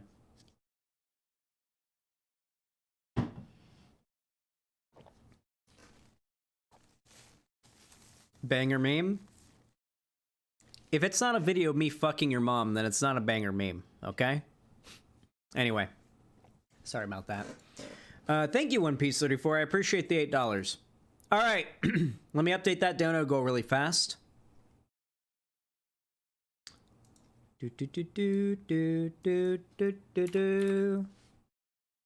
Boop. Pog. Chat. I really want to save up for like a big lazy boy recliner, but it has to have low enough like armrests that it can fit underneath my desk, because I need to be able to like lay back but have my chest almost up at the keyboard in order to be able to like play games efficiently. So it's got to be like short enough as far as the armrests are concerned that I can scoot it in under my desk really well, but it also has to have a high enough back, obviously, and you know, enough back support and enough cushion that I'm good. And it has to have enough butt cushioning for it to be comfortable and everything, without it having too much cushion and not giving me enough space for my legs between the cushion and the desk. God, my nose do be itchy, though. What the dog doing? I'm running an ad break on Twitch. Evil Zan. All right, come on. I know you're capable of it. I know you're capable of hitting 300 likes. 242. Come on. Hit that motherfucking like button. Smash that motherfucker. I know you guys got it in you. Smash that motherfucker, and we'll move on to the next segment. KFro9K, thank you for the $10 donation. I really appreciate that, homie. Very kind of you. Says, I don't always donate, but when I do, I prefer lefty streamers. Thank you. Thank you, thank you. One Piece 34, thank you for the $6 donation. Says, please, and maybe watch it before stream and after video, please. Plus, I also donate any other Sonic, please. Potentially. Potentially, if I'm feeling it at the end of stream. I can't make promises, though, but thank you for the $6. It's Thrilled. Thank you for the $20. Holy shit, that's extremely kind of you. Says, Link says, this AI upscaled archival footage is freaky to watch. It looks modern day. I hope it's stream friendly. What is this?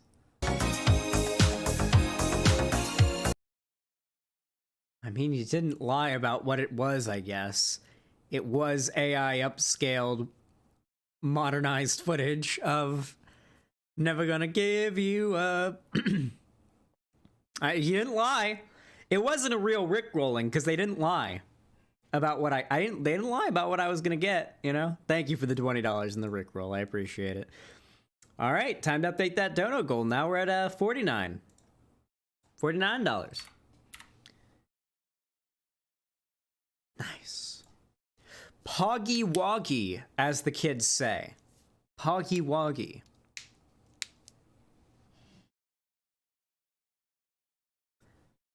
Taddy, thank you for the tier 1 gifted sub over to Jade Unicorn 02 over on Twitch. Really appreciate that.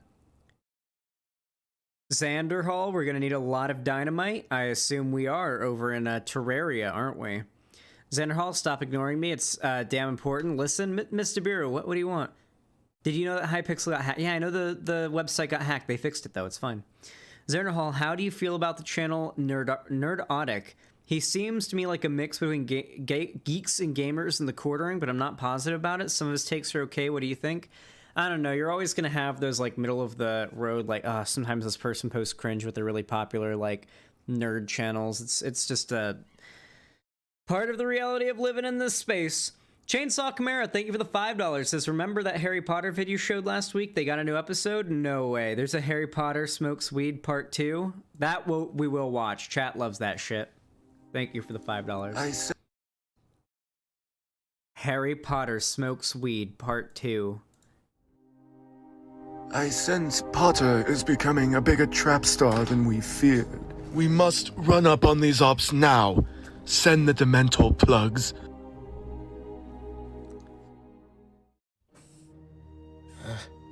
You still owe me for that Hogwarts OG pack, James. But worry not. I accept EBT. Yeah, sure, bruh. I got you. Here's the guap. I already counted it. It's all there. And, run, Lily! I just gave that nigga $6! Please! We already spent it all on crack! Damn, I gotta stop drinking Delsin potion before bed. Also, why am I hard? Alright, wake the fuck up, slime. Shit's getting quirky at the school. You gotta see this. Children, it has come to my attention that many of you have OD'd on fentanyl weed as of late. I assure you that dark cloud has nothing to do with it. Crazy how nature be doing that though, nigga. What a bunch of shite. I've seen the Dementor plugs This is canon, by the way. myself.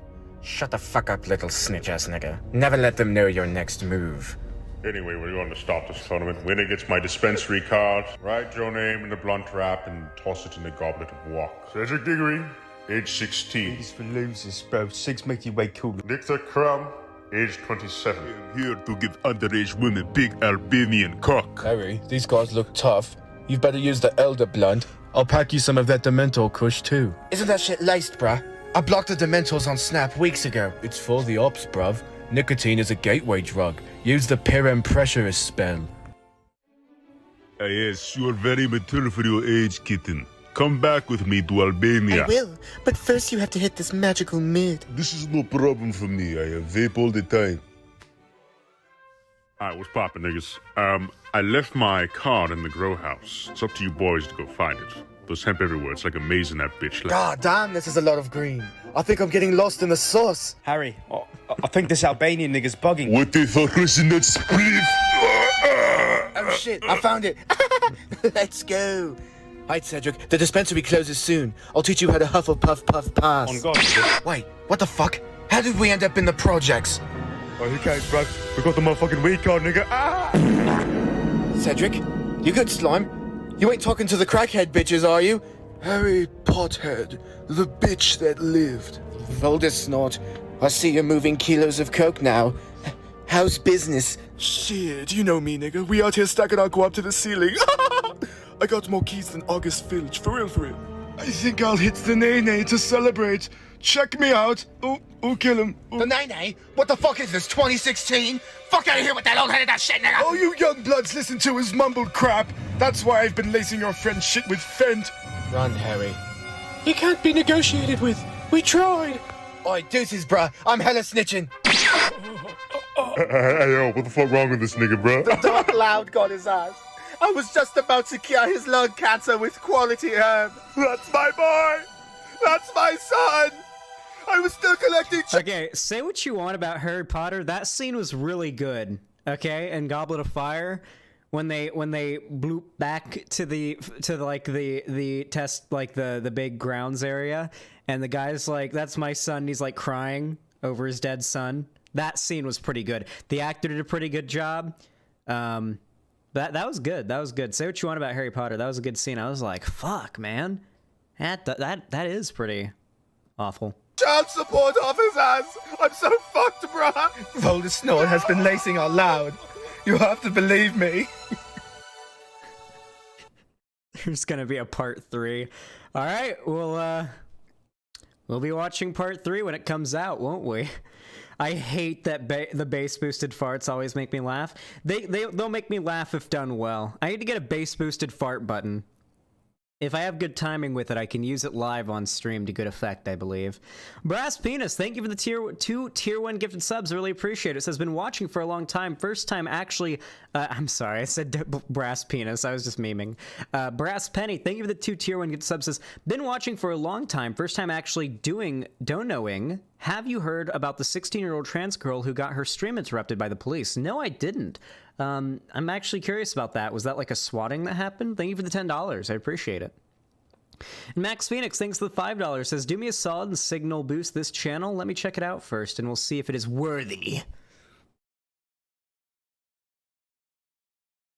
It's an art channel. Well, I guess I'll go ahead and drop the channel link here. It's a cute little art channel. Go check out this cute little art channel, I suppose. Go if you like cute little art channels. Go subscribe to cute little art channel. Seems like it's a cute little art channel.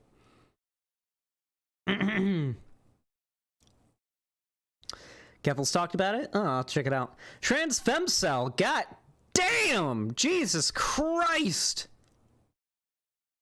Oh my lord! How many months is that? Let me check a Rooney on that. May, June, July, August. Holy shit, that's a 3-monther. That's a 3-month tier 4. It's $96 right there. Holy fuck. God damn, Trans Femcell, thank you so much for the donation, pushing us very, very far on the donation goal. Thank you very much. I can't wait for the onesie. Well, you just got us pretty damn close to it now. Thank you very much for that. Congrats on having the gold name now. One Piece 34, thank you for the $5 as well. I really do appreciate it. Very kind of you. Says, YouTube link, it's not Sonic related. Well, I'll check it out really quick. Jesse, have you solved the Five Nights at Freddy's lore? Actually, Mr. White, I do believe I have. William Afton and Henry opened in 1967 the family-friendly Fazbear's Family was once again without a job. The problem that is, in this attempt, they recognized Dave as originally known as the Bite of 87 was an incident that occurred on the unknown date in 1987. It was briefly mentioned by Phone Guy in the first game. It also means that the quote, "It's me," by Golden Freddy is actually Michael's younger brother. The souls of the children drag William's soul down to hell, where he remains until the books pick up, hinting at his return. But until then, that is the story of Five Nights at Freddy's. You did it, Jesse. You solved Five Nights at Freddy's. Jesse.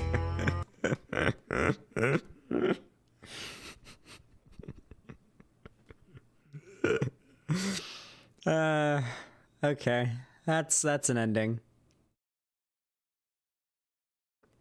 Xanderhal explains FNAF lore to Boulevage. Jesus Christ. I hate all of you. I hate you. I do. I'm not just saying that. I do hate you. In a video game. Alright. I'm just kidding. We're at $170 out of the $300 needed to put me in that Shadow the Hedgehog onesie. Will you hit the dono goal? Will you see me in the Shadow onesie? I don't know. But first, let's see if we got that like goal first. I want to see if we got enough likes. 266. Come on, hit that motherfucking like button. Hit that motherfucking like button. And once we hit 300 likes, then I'll start our second segment here today. Hit that motherfucking like button.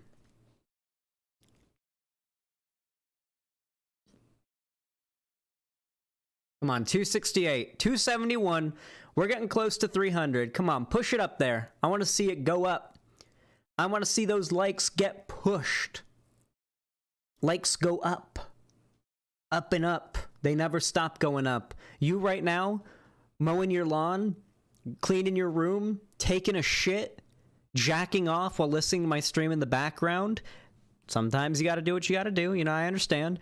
Just tab out for a moment. Stop what you're doing for just a second. Hit that like button. Super simple, super easy, helps the channel more than you even realize. It's not an empty gesture. I promise you, it isn't an empty gesture. It really does tangibly help the stream. I literally see the view count and like all that stuff go up every time the like count goes up. We actually have the same amount of likes as views views watching right now, though We've had 1,400 views on the stream, so obviously most people watching right now can still like the stream. So drop that like 288. We're so close. Come on, we're less than we're 11 away now. Come on, 11 more. When in doubt, rub one out. Yes, true. 294. Come on, we're so close. 294. Hit that like button. Hit that motherfucking like button. 299. One more. Who will be the one to leave the 300 like? Excuse me. Nice. 302 likes. God damn. I love you guys. Raoma, thank you for the $5. Says epic rap battles of history. Deepfake, pretty interesting. What the fuck? Thank you for the $5. What is this? Donald Trump versus Joe Biden. It's the DJT, getting it on. The Teflon Don on the White House lawn. Against wimps like you, I'll win a third term. Your campaign's like your family. Crash and burn. Looting and violence will keep the MAGA movement quiet. Resist me. So it's the same thing, just with the deep faked onto their faces. I like that. Okay, pretty cool. Thank you for that, Raoma. One Piece 34, thank you for the $5 as well. Very kind of you, my friend. Puts it at a cool 180. Says, already here, have a good meme. What is this? Everyone has Uno, Blue Hedgehog. It came free with your fucking Chaos Xbox. I didn't get it. I have the oldest Xbox known to man. No, you don't. I got mine on day one, you fucking faker. Well, mine didn't have it. You have Uno, you fucking dick.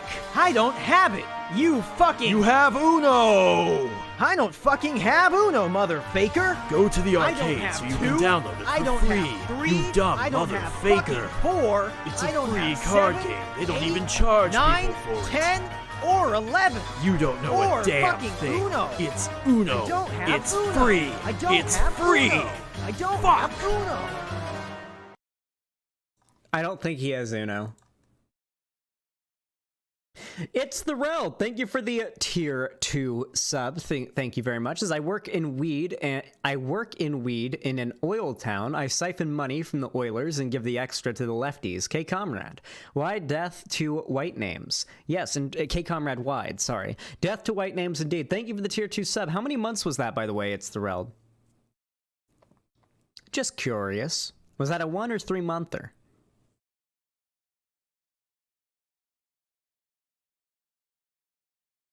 Please. Uno, thank you. Thank you for the $10 Redinos. That is 190 is where that puts us. Pog. Let me update the donut goal, and then we're going to hop right into the next segment. We are so close to the Shadow onesie, guys. $110 away. Oh, it'd be a shame if you guys didn't hit it when you're so close. All right. You guys know what to do when I say action, right? You guys got to say hi, YouTube. 3, 2, 1, action. All right, so I haven't done all that much drama coverage lately, but we're going back to it. There hasn't been much going on lately, not much to talk about, not much to cover, but something's happened. We got normie drama, of all things, to talk about. And we've talked about Pokimane before. We've talked about Pokimane. She seems to get herself into a lot of trouble, you know, especially politically speaking, considering she's one of the largest female figures on the, you know, on the platform of Twitch and YouTube. So naturally, she's going to draw a lot of derision, some deserved based on her actions, much of it, though, based on her being a woman. I mean, it is the internet. If you're a large woman who makes a lot of money and has a large platform on the internet, you're going to incur a large amount of harassment. Misogynists are going to flock to you to harass you, and that has been an issue for Pokimane for a long time. Larger woman, when I say large, I mean her online presence is large. Regardless, though, she does do things that are bad sometimes, and I actually don't know much about this drama. All I know is that involves a personal hero of mine, as you can see to my right here, or my left in reality, but to you it's my right. I've got a little bit of a computer going on here. I've got a little bit of a computer. You know, I got that Corsair water cooling. I got that RGB lighting. I got that graphics card and that power supply and whatnot. And I actually learned how to build that computer and the computers I had before it because of Linus Tech Tips. So anyone here who is capable of building a computer and is in my general age demographic probably learned a lot about computers from Linus Tech Tips. So it was very strange to see these two figures having drama against each other. Now, I'm not very good at scanning Twitter live on stream to find all of the little its and bitty details about any particular drama that may be happening. I'm much better at seeing all of the facts in front of me and giving you a good take about it. So thankfully, good friend of the show, Bo Blacks, has done just that for us. For those of you guys that don't know, whether you like Bo Blacks or not, like in terms of his personal political opinions, I think his political opinions are pretty much fine. Regardless, though, his content is a very good, more or less unbiased sort of amalgamation of all of the details of any given drama happening that he covers. And it's mostly just him compiling tweets, clips, etc. So if you're looking to know what's going on with some drama, Bo Blacks is the person to go to. So we're going to be going to Bo Blacks. Hopefully he doesn't mind me watching his video. I doubt he would. Let's go ahead and watch. He wouldn't dare have an issue with me watching one of his videos. Anyway, the Pokimane versus Linus Tech Tips drama. So a couple days ago, Bloomsburg posted an article talking about some rumored changes to revenue that Twitch is planning about behind the scenes to potentially release this summer, which basically boils down to creators getting more money from Twitch ads, but less money from Twitch subscriptions. A bunch of Twitch streamers objected to this idea on Twitter, one of which being Pokimane, who tweeted out, "In my opinion, Twitch should just implement ads that don't directly interfere with the stream. Sidebar, picture-in-picture, overlay, etc. I understand advertisers are essential to make a platform profitable, but intervening with the viewer's experience isn't how they should go about it." Linus Tech Tips then... So, I did see that tweet from Pokimane originally. My take on it was, that sounds like a really good idea as far as the viewer is concerned. For those of you guys that watch on Twitch, Twitch is a very annoying little feature in that when you click on an ad, when you go to like a stream, here, let me demonstrate it for you guys. I'll demonstrate it. Let me show you guys why I literally never use Twitch. Like, I very rarely actually use Twitch. Let me show you why. All right, here we go. Here is Twitch. Who do I feel like watching today on Twitch? Let's watch Mr. Moon's house. Oh, look. Up, you know, Stream, yay. Look, here's the stream. Isn't that nice? Oh, cool. Yeah, Nice, I we're like watching the stream. That's pretty cool. Oh, there we go. It just switched to HD. That's pretty cool. Now, let's say, you know, I've gotten a little bit bored of Mr. Moon, you know? Maybe I didn't want to watch Mr. Moon. Maybe I wanted to watch XQC. Because I clicked the wrong stream. Oh, an ad. What? Well, I don't want to watch an ad. Fine, I'll watch Hasanabe then. What? Another ad, and it started over again. What? God damn. All right, I'll go back to Mr. Moon then. Birthday breakfast. Now there's an ad. Best roommate Again. ever. This one's longer now. This one's 30 seconds. Not only that, but because the content that you want to watch is live streamed, the content's still happening while this ad plays. You can't rewind a live stream on Twitch. You are essentially missing all of that content. Why I use ad block? Well, ad blocks when it comes to Twitch are a little bit hit or miss. Regardless, though, Twitch has this problem of their ads are extremely intrusive. They make the viewing experience suck. People hate Twitch ads, makes watch time and viewer retention really bad, and the mid-rolls make it even worse. So what Pokimane is suggesting seems like a very simple solution to a very big, commonly, you know, encountered problem. The issue is Twitch operates at a loss and has for a while now for Amazon, and they need to make more money to make it a profitable business. Right now, they're literally losing money running Twitch, which sounds, haha, fuck Amazon, am I right? But like, you don't want Twitch to be operating at a loss. That means Amazon isn't going to put work into making it better because it's not, you know, once they think it's not profitable enough to be worth saving. You don't want that to happen. You want it to be fixed by Amazon. You want Amazon to fix Twitch. You want them to fix these issues. It seems like less intrusive ads are the best way to do it. The problem is the advertisers are paying for intrusive ads. Like, YouTube does ads very similarly, and people don't really complain about it in the same way because we've been used to it, I feel like. I don't know. We'll see what Linus's arguments are, because I assume this is where they're going to be arguing. Then responded to her by saying, those ads are barely profitable for a text-based site. They've been pretty much worthless since 2010. Unless you can pretty much guarantee the viewer can't ignore it, it does nothing for the advertiser. So why would they pay for it? Linus then elaborates on these thoughts 2 days later on his Way and Show podcast, which Pokimane then reacts to on her Twitch stream. Since it's pretty much played in full over there, I will just show you her perspective of watching what Linus said and her reaction to it.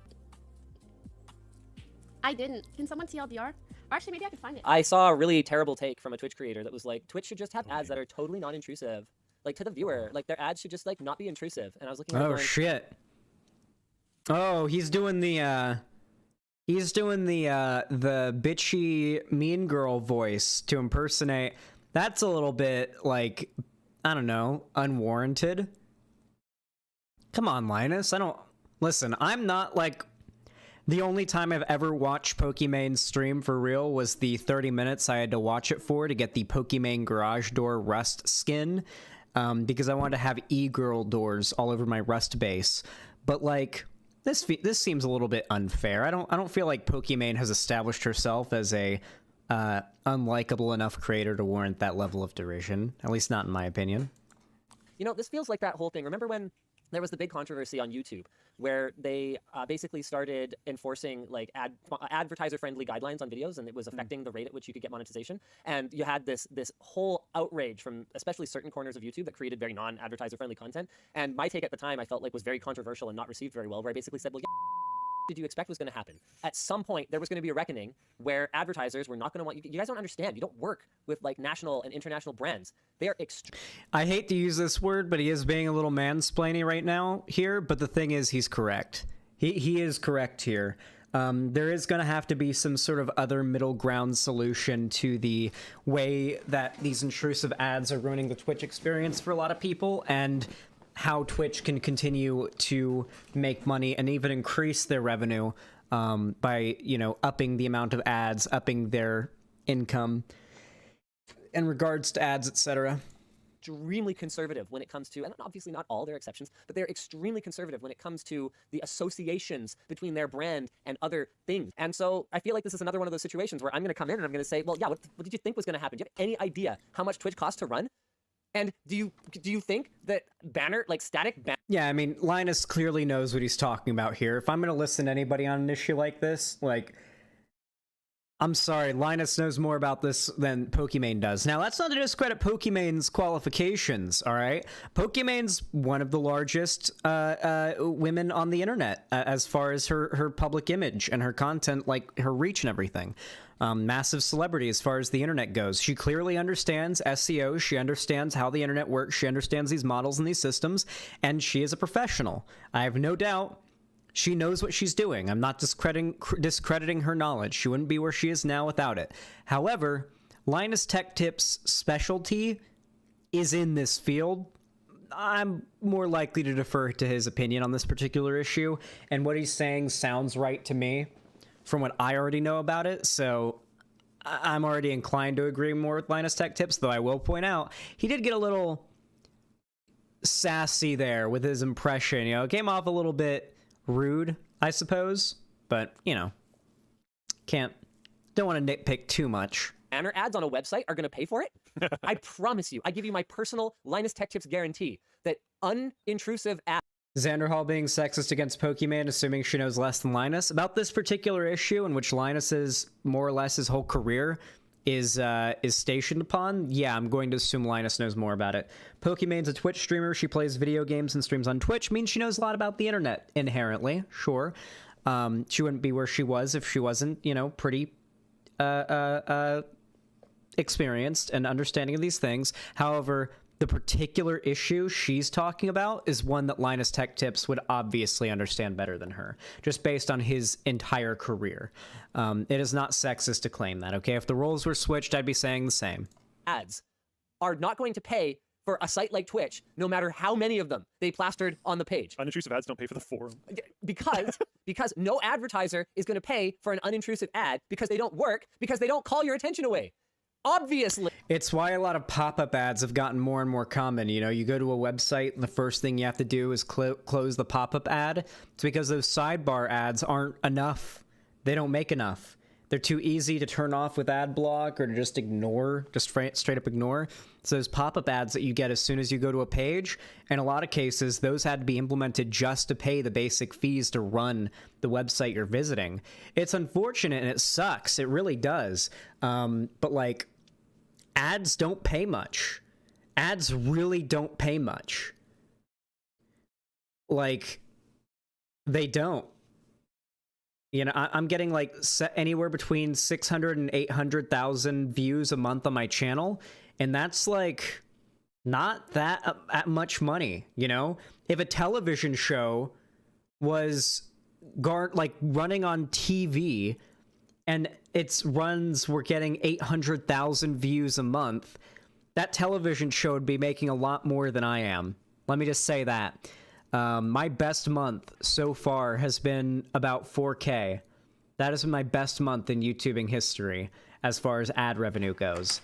And, you know, that's a lot of money. You know, that's a good payment. It was a good payment, but, I mean, 800,000 like views, like you'd think it'd be more, right? You would assume. No offense, whoever does not understand how web advertising works, even though it's like how they actually make a living. Sorry, I didn't Oh, yeah, I mean, it doesn't matter if it was making 50-50 red split. Everyone else is still doing 70-30, and they're completely screwed. As for having creators push more ads, yeah, I mean, that's... Oh, he was really, like, catty there. No hate to anybody who doesn't understand how this works, even though it's how you make your living. Damn, he was being a little snappy there. Ooh, Jesus, Linus. I don't feel like she even did anything to warrant that level of scorn.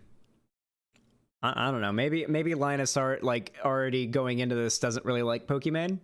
That's just normal. That just needs to happen because banner ads are not going to do it. Sorry, nameless creator, and probably more than one creator. I don't think that's a controversial take in that community because there are like tens of thousands of upvotes on this super big brain idea that ads should just not disrupt the user at all. Oh man. Okay, I think it's really odd because clearly they're talking about me, and if you're going to talk about a tweet that I made, why do you need to say nameless creator? Like, just say my name. People are going to figure it out anyways. And secondly, I saw a really terrible take. That's a weird thing to. That's a weird thing to go at. Okay, I do find it very. All right, you'd be surprised, but responding to videos is actually a skill. Being able to know when to pause the video and what to respond to, what not to, what points are even worth talking about or whatever is actually in and of itself something you got to practice and get good at. I didn't even get decent at it until I got a lot of practice doing this. So it's really not like I'm not trying to sound rude here, but it is funny to me when I watch like response style format videos from streamers who aren't really experienced doing this kind of stuff, and they like point out arguments that are like, I wouldn't have really gone after that personally. True, we just looked at Hassan lol. I think Hassan's somewhat better at response videos. And I'm not shitting on Pokemon here. This isn't the type of content she usually makes, but I wouldn't have gone after that. It's very easy for him to just say, well, I didn't want to say your name, and then like, now you can say I sent my audience to harass you, right? Like, you don't want to, like, he can easily just use that out now. So I would never go after that point. From a Twitch creator that was like, Twitch should just have ads that are totally non-intrusive. Like, to the viewer, like, their ads should just, like, not be intrusive. And I was like... And why are you using that voice when quoting me? To be completely honest, it's just really hurtful to see because, I mean, Linus is someone that I really respect. I respect all the content he's made on YouTube. But also, even in regards to the points that they make, I understand that banner ads and other types of advertising that are less intrusive are perhaps not as effective.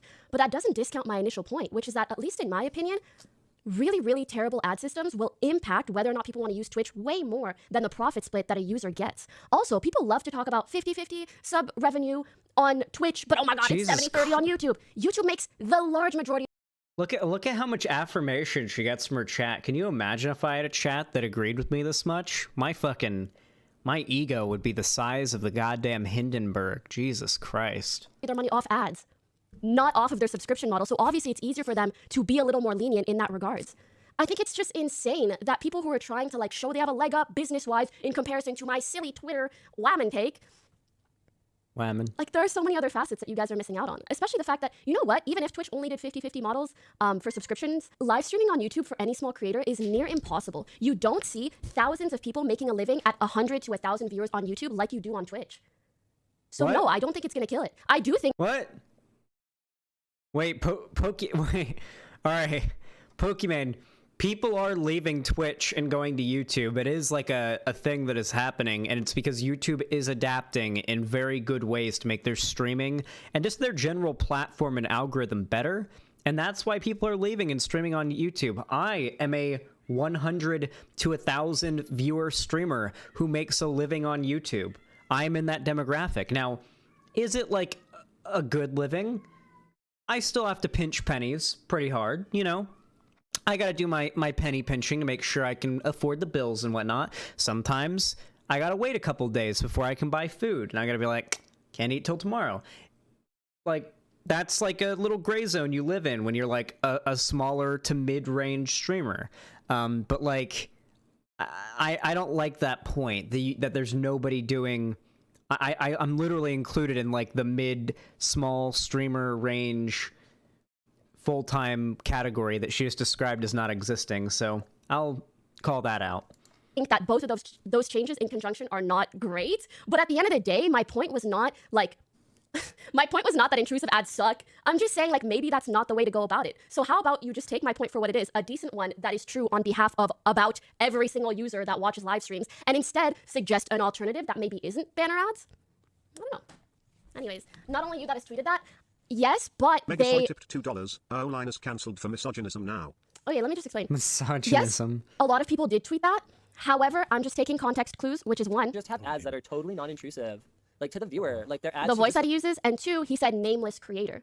And I mean, you guys saw the tweet that I made. It was like 50K likes. I don't know if many other creators, like large scale creators, spoke. Okay, don't harp on the nameless thing. That was just him refraining from naming you, so there can't be any accusations of sending people to brigade. That's a pretty standard like internet thing About this for particular content issue. creators. But it just makes me sad because, like, I don't know, this is someone that I thought was really cool, and for them to speak about my opinion, which only comes from the perspective of... This is ego. I mean, he is talking about her, but yeah, it does feel pretty egotistical that she immediately assumed that Linus was calling her a nobody, rather than just saying like nameless, as in like I'm not going to name this person. I can see that. A viewer and someone who knows how annoyed other viewers are by the current ad system and who was simply suggesting an alternative. Instead, he kind of just like, yeah. Those ads are barely profitable for a text-based site. They've been pretty much worthless since 2010, unless you can pretty much guarantee the viewer can't ignore it. It does nothing for the advertiser, so why would they pay for it? I think this is a fine take. I just, why did they have to say it the way that they did? Nameless creator. It's just hurtful, to be honest. And yes, I'll go back to the trial, but I did want to talk about this on the off chance that he sees it and maybe understands that the way he talks about other creators' opinions can indeed be hurtful, especially when someone is just tweeting something. I think she's being completely reasonable here. I think the nameless creator thing is nitpicking, but I think she's being pretty reasonable here. Something as like is just tweeting something as harmless as, hey, maybe the current ad system is pissing people off more than it should if we want to make sure that this is a good viewer experience. That's all. But yeah, I would have very much preferred if maybe they gave an alternative instead of being like, this is the ad system that needs to occur. Which, like, okay, maybe it is. But at the end of the day, you still can't deny that it interferes with, at its core, the magic of live streaming. And even if you're going to disagree with my opinion, I just wish they weren't as rude or hurtful about it. Man, and I was just watching a Linus video the other day that he made about, I think, the Tesla Y model. And I was like, oh my God, this video is shot so well. And then I just see him talking about me like that. Damn. Welcome to the club, Pokimane. Welcome to the club. I felt that. See a content creator, be like, oh, this person seems pretty cool. Oh, they hate me. They have me blocked on Twitter. Oh, that sucks. That's sad. I think it wasn't meant hurtful. I think it's really hard for me to hear someone mock my voice like that and then also refuse to say my name when very clearly talking about me and not be hurt. You have the same style chair as Pokimane. It's just a gaming chair. My squeaky gaming chair. Hurt by that. Maybe it wasn't meant to be. I'm just saying how I feel. Because, you know, I can't assume someone's intention. And if he came out and he was like, oh, I didn't think much of it and I didn't mean to be hurtful. Xanderhal, criticizing women can lead to misogyny, so it's not the most optically good decision. Are you trolling? Hold on, wait. Was that you before those? Okay. What do we think, chat? This person has said... Xanderhal being sexist against Pokimane, assuming she knows less than Linus. How could we ban personalized advertisements? Companies would decline in revenue a lot if they don't appeal to the likes of their consumers. If they market stuff people don't care about, they won't buy. Xanderhal, criticizing women can lead to misogyny, so it's not the most optically best decision. This person's trolling, right? Do we think this person's a troll? Here's the thing, though. There are lefties who genuinely believe this, though. That's the thing. I've had people who are either in my audience or just generally on the online left who either think or genuinely believe things like this. That, like, criticizing women inherently leads to misogyny or is inherently misogynistic. So it's like, yeah, I don't know. Well, enjoy the dusty old trail, Pierre Laveroux. Then maybe. And maybe he didn't say my name because... To be fair, you do have to be careful about the way you criticize women because, like, especially in this online sphere, there are a lot of people who will hate Pokimane, whether it be externally or more internally without them realizing it due to her being a successful woman. And that will inform their hatred of her, and they will seek out content that criticizes her or any other woman, really, that's like a prominent figure. And, you know, maybe the content creator, the person who's calling this particular female figure out or whatever, is doing it because they have good reasons to or whatever, but the audience, or at least some percentage of the audience, is there because they have some misogynistic motivations behind their hatred of this individual, and they start to accumulate people in their audience who are misogynist because of that video where they were criticizing the woman they hated. You know, there is always that concern. I understand that. That's a decent point, but saying criticizing women leads to misogyny is about as reductive of a point as you can possibly make. Like, that literally makes anyone who isn't already 100,000,000% like agree with you, like a lefty, immediately think that you're insane. The idea that criticizing a woman will make you like a misogynist. Jesus Christ. He didn't want people attacking me for it? I'm not really sure. Yeah, it's the old criticizing a trans person on Twitter makes you transphobic logic. But the impression I'm getting is not a positive one, and it for sure doesn't feel well. Okay, wait, one last thing. Do you guys think it's weird if I just reply to Linus on Twitter? I think that's better than just saying stuff on stream or whatever. She's being pretty, like polite about this, I would say. Because at least then I'm being direct. And maybe he'll take my feedback to heart, and it'll be good, right?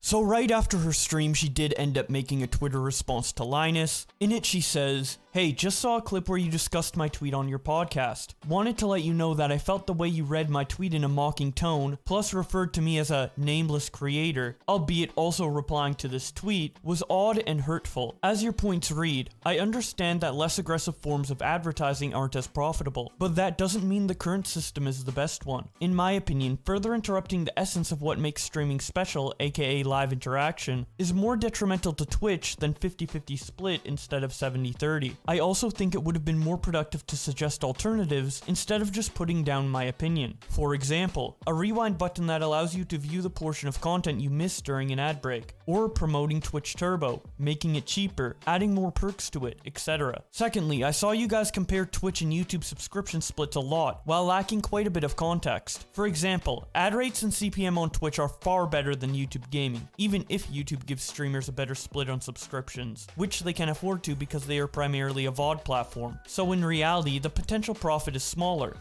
But the thing is, though, YouTube's not just trying to build their streaming side on just gaming.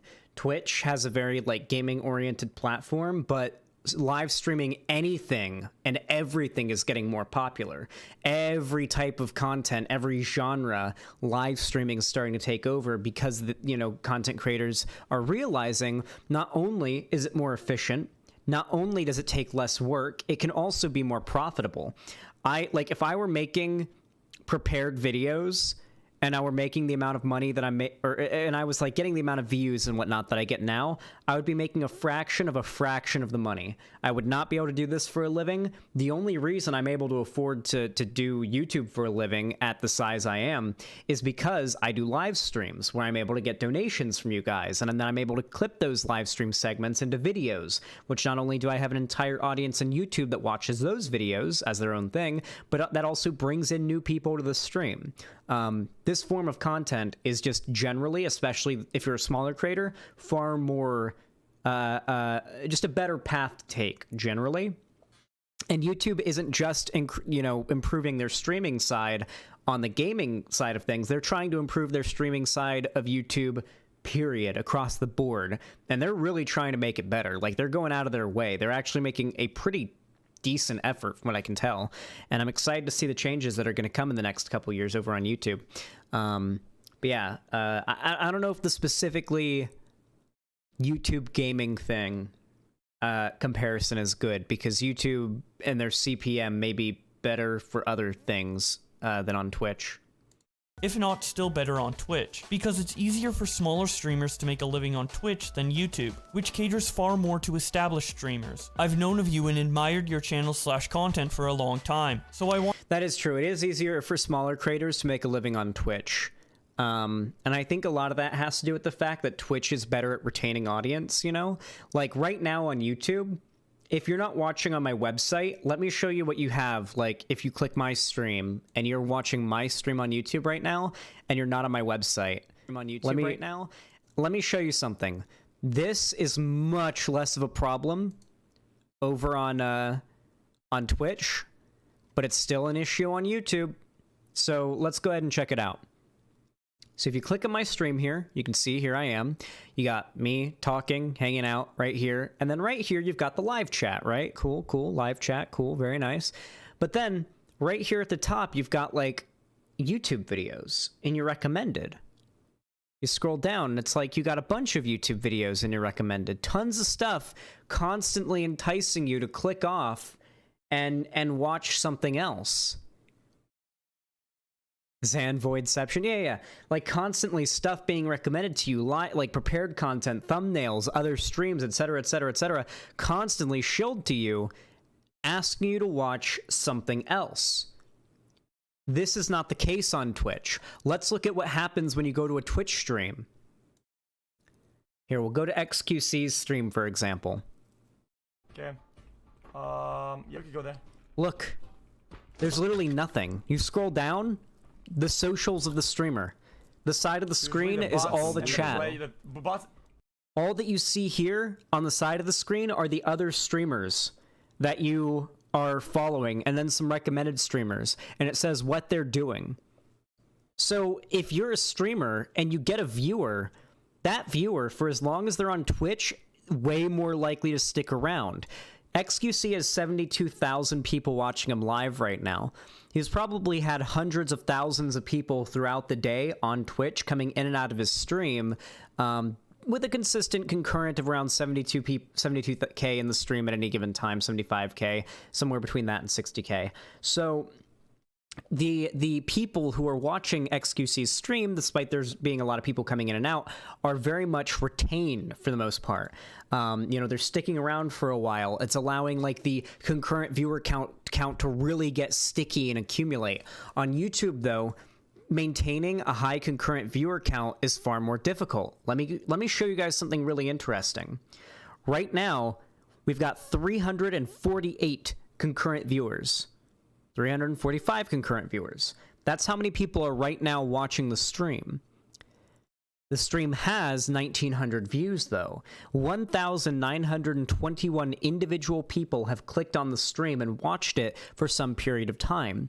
The issue is the vast majority of those people left, most likely because some other video in the sidebar caught their eye and they clicked off of the stream, and now they're, instead of having somewhere closer to 1,000 viewers maybe like I might have on Twitch, I only got 342 viewers. So Twitch does have a much better setup for keeping your viewers there watching your content, not distracting them away to watch someone else's content. So yeah, because you're mad ugly. I am pretty ugly.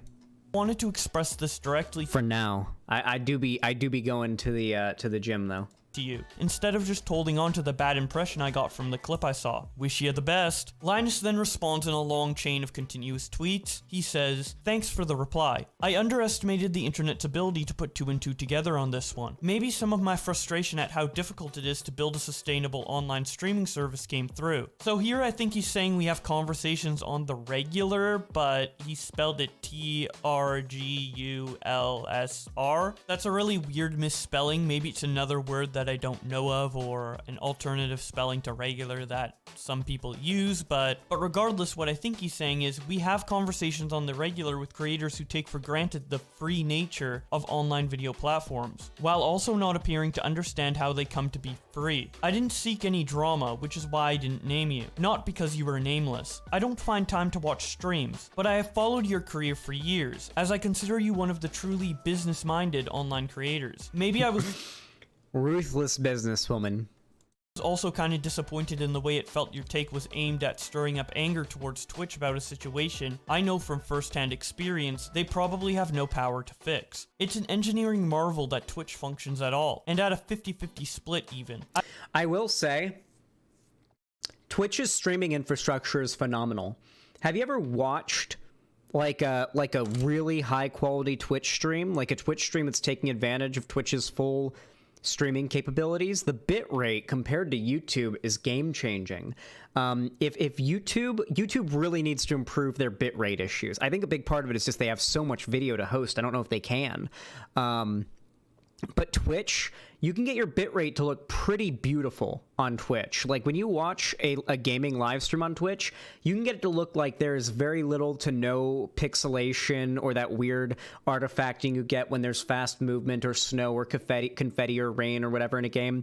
You can make the game look pretty beautiful on Twitch and have a pretty high quality stream. Better quality than most YouTube videos can get. So that there, as far as like Twitch's streaming quality, is an absolute engineering marvel, and I'm impressed by it constantly. Most like streamers that stream to YouTube and Twitch pull their Twitch VODs for their like recordings, because their Twitch VODs have like the recording of the event in such a high quality. I'd be amazed if they could keep the lights on without consistent cash infusions from Amazon. At the end of the day, creators need to do what works best for them, which might involve milking whichever platform has the most VC funding juice driving it. But I also wish there could be an No. Twitch does not have a good algorithm. Twitch has basically no algorithm and no discoverability. That's the downside of Twitch. The downside of Twitch giving you a lot of like viewer retention is the lack of discoverability. It means that people tend to develop a couple of streamers they really like and watch all the time, and then don't usually give new streamers a chance because there's not a lot of opportunity for them to discover new streamers because their algorithm is so bad. But it does mean that if you're a streamer on there and you garner an audience, they tend to stick around more. Xanderhal, no, I mean streaming and compression algorithms. Oh, okay, yeah, sorry. I thought you meant like their algorithm for discoverability.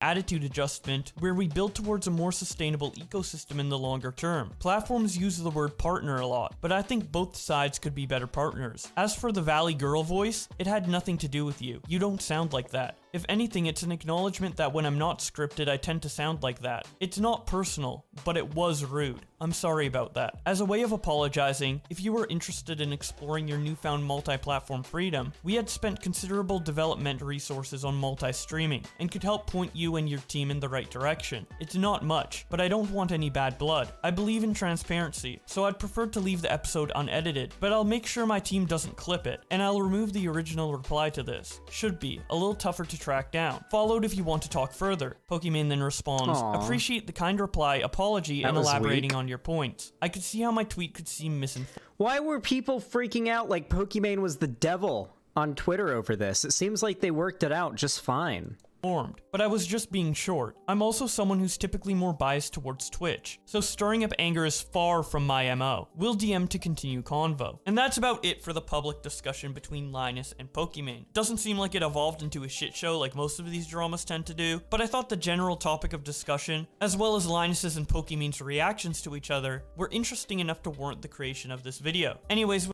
yeah, I don't know. I feel like a lot of the thing that was really interesting to me, and I feel like the only reason this drama even got that much attention was honestly because there's so many dudes on Twitter and on YouTube that like really hate Pokimane and hate women. Like, listen, Pokimane's done plenty of stuff to criticize, but if you are under the delusion, if you believe that there is not a significant portion of people on the internet that hate Pokimane almost entirely because she's a successful woman, then you're delusional. Okay? There is a fairly loud, if not small, but still loud enough to be worth considering, section of the internet that goes after figures like Pokimane, including her, because she's a successful woman. And it happens. And it pushes a lot of this drama and a lot of this kind of moral panic, I guess you could call it, into the limelight. A lot more than it would have otherwise if it had been any other content creator. You think this small little nothing spat would have gotten as much attention if it was like, I don't know, fucking Shroud in Pokimane's place, and it was a quick back and forth between Linus Tech Tips and Shroud? Probably not. I doubt it. Anyway, not much else to talk about on that issue. Oh god, I got something in my eye. Oh no. Anyway, if you enjoyed that segment, please consider leaving a like on the stream and the video. It helps out more than you even realize. It really does. YouTube values, community engagement with the content creators' content more than ever right now. So liking the stream, commenting, subscribing, ring the bell icon, all of that helps. You can follow my social media, all linked down below in the description. And of course, if you want to support me financially and help get me in that Shout of the Hedgehog onesie, you can donate, subscribe, or gift a sub over on my website, xanderhal.com/live, or support me on YouTube, Twitch, Streamlabs, Stream Elements, or through Patreon. With all that said, thank you all so much for watching. I really do appreciate it, and have a good one. Nice. Soy. All right, chat. I have to piss so bad. I'll be right back. I'll be back. I'm going to pee. We're going to talk about Nick Fuentes, the Graper Civil War, Nick Fuentes' cum inspections. Yes, we're going to be talking about Nick Fuentes performing cum inspections. That is relevant to this drama. It is true. It is real. And we're going to be talking about it. And it's just goddamn glorious what I've heard. A lot of it's going to be my first time seeing and hearing about it because we're going to be watching a thing talking about it and exposing it. And it's going to be pretty nutty, so stick around. And then after that, we'll either be playing Terraria or Stranded Deep. That'll be up to you guys. So yeah. So you're saying cum is real? Cum is in fact real. It's not fake. You can go on the internet to confirm it. I'm a cum truther. I actually think cum is fake. The government invented it to convince us babies do not come from storks. I believe in that. You've got drones they put in your ball sack when you were born to make you shoot cum. It's not real. Well, man.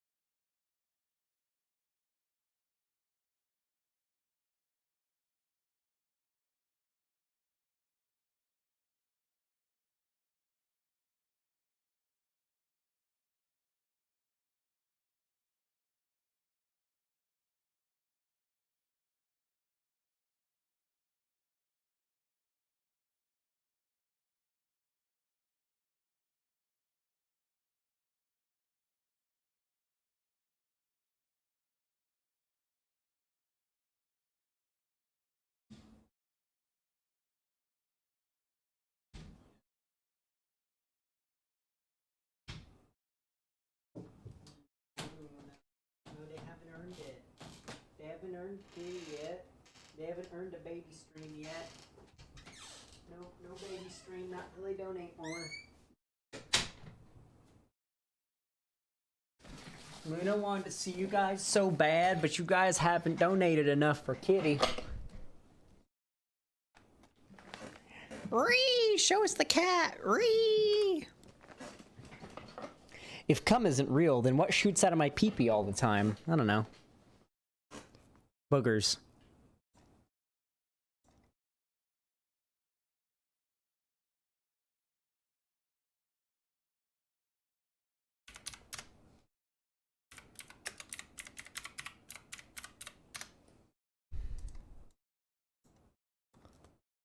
All right.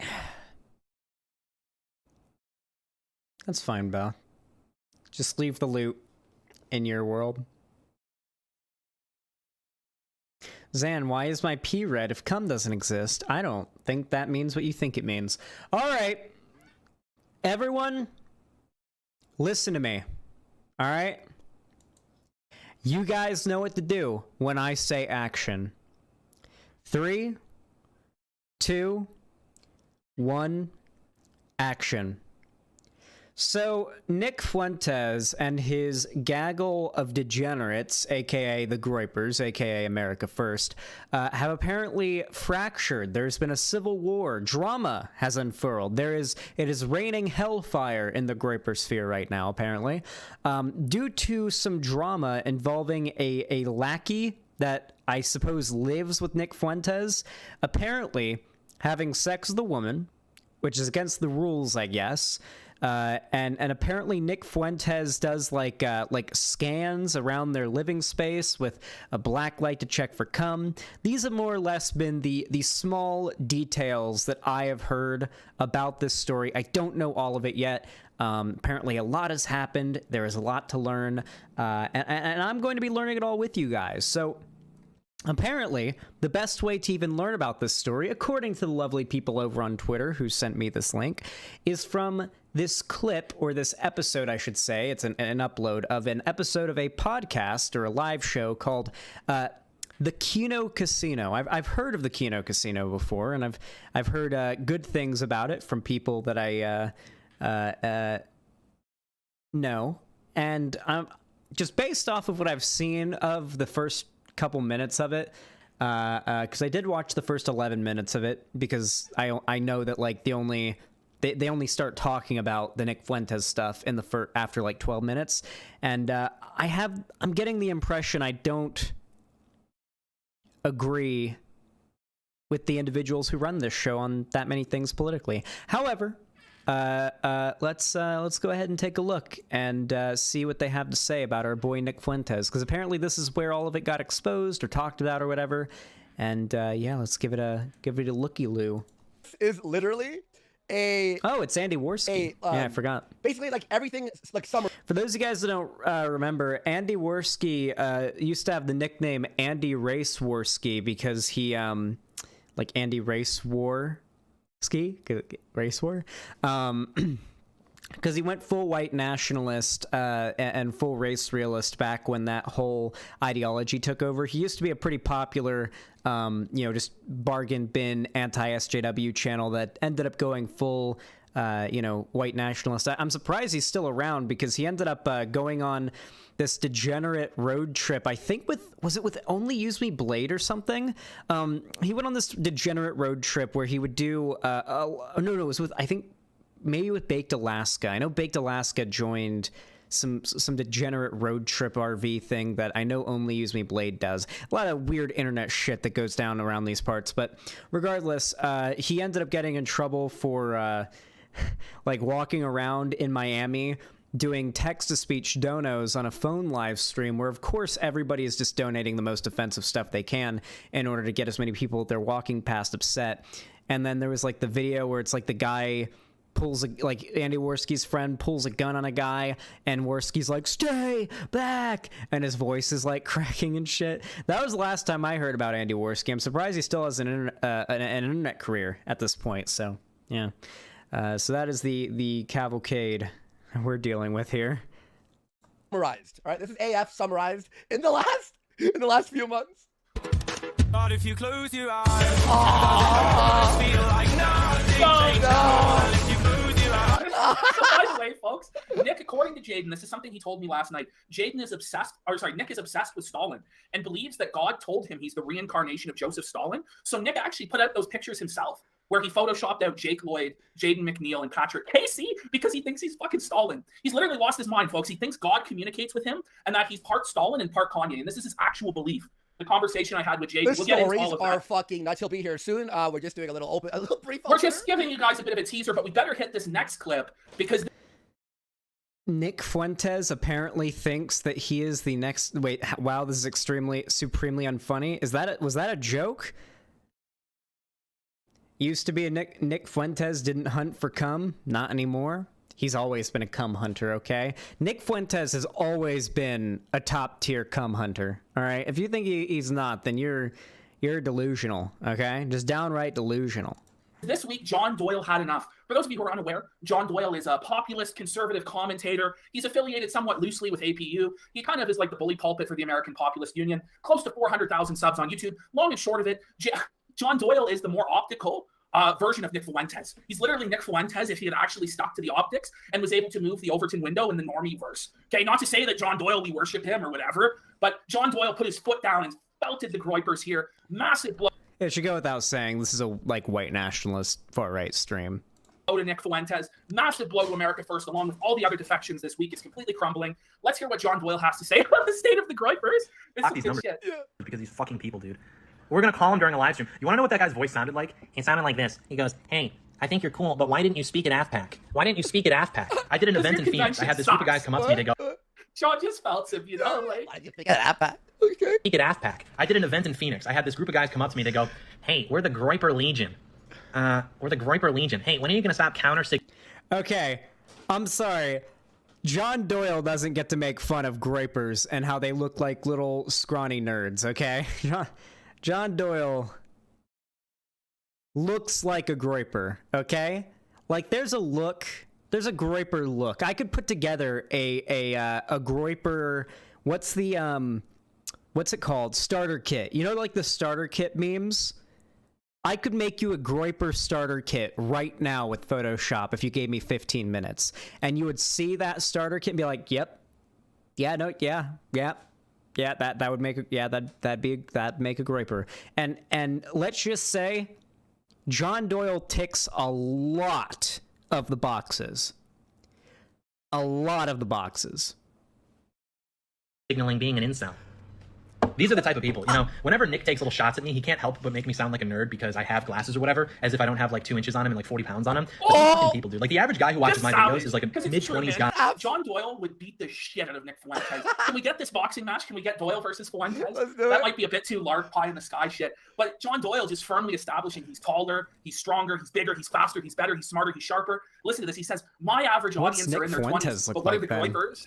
Guy who works out will do. Like the average guy who watches my videos is like a mid-20s guy who works out and probably has a girlfriend. The average Groyper is like unironically a 15-year-old autistic incel. Whoa! That's just the reality of the Well, that is true. The bit about the Groypers is definitely true. I don't know about okay. Oh fuck. Oh, I wish I could say what I know about John Doyle. I wish I could say the secret memes that I know about John Doyle. Let me just say, somebody very, very close, who used to be very close to John Doyle, a year or so ago, would have been over a year ago now, came to me and told me they were able to prove they did in fact know John Doyle. Like, I looked at their account, like on where they messaged me, and like they literally had like they were able to confirm that they knew John Doyle and were very close to John Doyle, close enough to tell me secret memes, nothing like criminal, nothing that would be like career ruining, just the kind of stuff that if it were public would just be embarrassing, you know, like it would make a lot of John Doyle's chest puffing here look a little bit funny. It's just funny shit, and I won't say it because the person in question asked me not to say it, and I don't want to like out the person who'd come forward to me because holy shit. Like, why'd they come forward to me? is what I was wondering. And I mean, I want to be trusted with that kind of stuff, so gotta be careful. Situation. And then they call me when I'm doing a live stream. Hey, John, why didn't you speak in halfback? Hey, John, like, they're actually autistic. Like, we joke about having autism because it's funny, but like these people are like literally autists, and that's why they're so fixated on this whole like, oh, we're gonna like take power, and we're gonna like take power. It's like, no, you think that these ideas are new because you're 15 years old and your entire concept of politics is like 3 years old. Not even, actually, probably less than 2 years old. He's You're not just old enough to speaking understand. the truth. Just the savage truth. The average groiper is a... I mean, I hate Nick Fuentes and Groypers and everything, but like, why are they soying so hard over this? It's like, we've been saying this about Groypers for 3 fucking years. For as long as Groypers have been around, we've been saying this about them. They're all 15-year-old, girlfriendless neckbeards. This is not like a new... Why are they soying over this? This is like nothing new. Oof, the slur. Oh, you think that the neo-Nazi John Doyle... You think that a stream featuring the neo-Nazi John Doyle, white nationalist Andy Worski, and this guy, you think that's... You guys are surprised? There's gonna be slurs? Oh, yeah, there's gonna be slurs. I'm sorry, guys. That's the side of the internet we're on right now. 15-year-old autistic incel getting bullied in high school, and they have no conception of politics. They think these ideas are brand new, they're so revolutionary, they're going to change the world. No, in fact, they're very old, and we've run the playbook before, and better men than Nick Fuentes have tried and failed with his talking points and approach. John Doyle just laying in with the truth. It's amazing. This is some good shit. And like what happened in 2016, you're not old enough to understand what was happening in the 1990s, just because your political education is so young. So yeah, like you're retarded and autistic. So yeah, we're counter-signaling. We are counter-signaling. Just outright, we are counter-signaling. We are counter-signaling your incel bullshit. May God judge a fucking guy John's hand against Fuentes' papal bullshit. Well, this is just the beginning, Fought Night. We're only at the beginning. We haven't gotten to the exposure yet. This is just the beginning, all right? This is just the beginning. I will speed it up a little bit more because, you know, obviously we don't care about the commentary going on here, really. I'm giving you the R-Slur pass. Listen, okay, I'll never be able to have the R-Slur pass until I get my certificate of autism or whatever it is. Until I get the diagnosis and I can just tape it right here. I'll tape it right here, and every time someone gets mad at me for saying the R-Slur, I'll tap the sign. That's what I'll do. You have ADHD, you have the pass? Yeah, but I got diagnosed with ADHD when I was a kid. I haven't gotten a adult diagnosis, so I don't know if that would... I gotta get it renewed, you know? It's kind of like a driver's license. When it expires, you gotta get it renewed, or they won't let you buy alcohol or buy weed or whatever, anything else that you need to be 21 for. It's kind of like that. May God guide all of our hands tonight in striking down Nick Fuentes and his papal horseshit, his Roman popery. Okay, let's go, John. Let's go. Nick likes you, and a lot of people follow both of you. Yeah, sure, there's overlap, but there's just a hierarchy where he thinks that he can like take shots at me and what I do, and like that's not going to be reciprocated, which is like retarded. Because I've been nothing but nice to him. I've like literally used resources of mine to help him, and then he'll do reactions to my streams and like make fun of me. And it's just like do little impressions, you know, make me sound like nerdy. Like, dude, again, I have 40 pounds on you. Like, you're an incel. You counter-signal working out, and you're supposed to be the voice for like young men. Like, you're telling young men that like it's okay to be an incel and not get married, and you're claiming you're an advocate. The counter signal's working out. Yes, we'll watch him do it later tonight on the show, where he says that he doesn't work out because he's a manlet. So if he was to get muscles and be healthy, like he would just be overcompensating. And he would just be more of a loser. Of like saving the white race, when the only girl that you've ever expressed an interest in was a girl who talks about pegging her boyfriend, and you thought, sorry, Jay Fuentes wanting to get pegged in the asshole. Let's face it, folks. Nick Fuentes does want to get pegged. That is true. John Doyle just put a fucking feltoning on Nick. This is the brutal feltoning. This is the bullet, bro. About pegging her boyfriend, and you thought this was like funny. And hey, not my cup of tea, not for me, but that's fine. It's the least of an issue that I have. The small, not even a consideration of an issue from me with Nick Fuentes. Okay, there are much higher priorities on the list of things that I take issue with Nick than. Well, frankly, I don't give a shit if he likes getting pegged, but you know, teach their own. You know, I'm a man of freedom, my friends. If you want to put things in your butt, you get to put things in your butt, and I think you should be able to defend your right to do so with guns and weed. It's my life. That's what I believe in, okay? I live for that freedom, okay? Butt stuff, guns, and weed, all right? Sorry, we're going off. We have to go off. You push me into a corner. Block these numbers. And then you got the photo in the drive. Yeah. So how does Nick respond to this? He bends the knee to John Doyle. Doyle and I are cool, by the way. We talked it out. I dissed him, he dissed me. No more brother wars. Notice how he never handles it this way with anybody he has more clout than? See, it's the same thing with Medicare. When Medicare had more clout than he did, or he perceived it, he sucked up to him. You're an internet legend, you're a king. Now he has to bend the knee to John Doyle. Bend down and kiss John Doyle's fucking ring. And you'll kiss his ring, Nick, because you can't do shit. Because John Doyle has more clout than you, more influence than you, more viewers, more financial contributions. And you know that you need his blessing to do anything, Nick. You fucked up. And John stayed optical. And now you're his bitch. The Groypers are the bitches of John Doyle and the APU chads. And it's sad for them. It's very sad because they used to be king shit of the mountain. But there's your fearless leader. And then last night on a show, once again, he cocked out to Doyle, kissed the ring. I called John for an hour and I apologized because I was in the wrong. There you go. But you couldn't do that with your best friend Jaden. Why? Because you're a fucking narcissist. You feel you have more clout than Jaden, and you can bury him like a fucking cockroach. But I'll tell you, Jaden the cockroach is gonna come out fucking swinging to guys. Me and Ashton. I'm gonna be completely honest with you guys. I can't imagine talking about another content creator dissing another content creator like this. Like, have I ever like gotten this excited about another content creator dissing another content creator? I feel like I don't think I've ever gotten this excited over that. Like, is there a clip of anything like that from me? Because it feels so parasocial.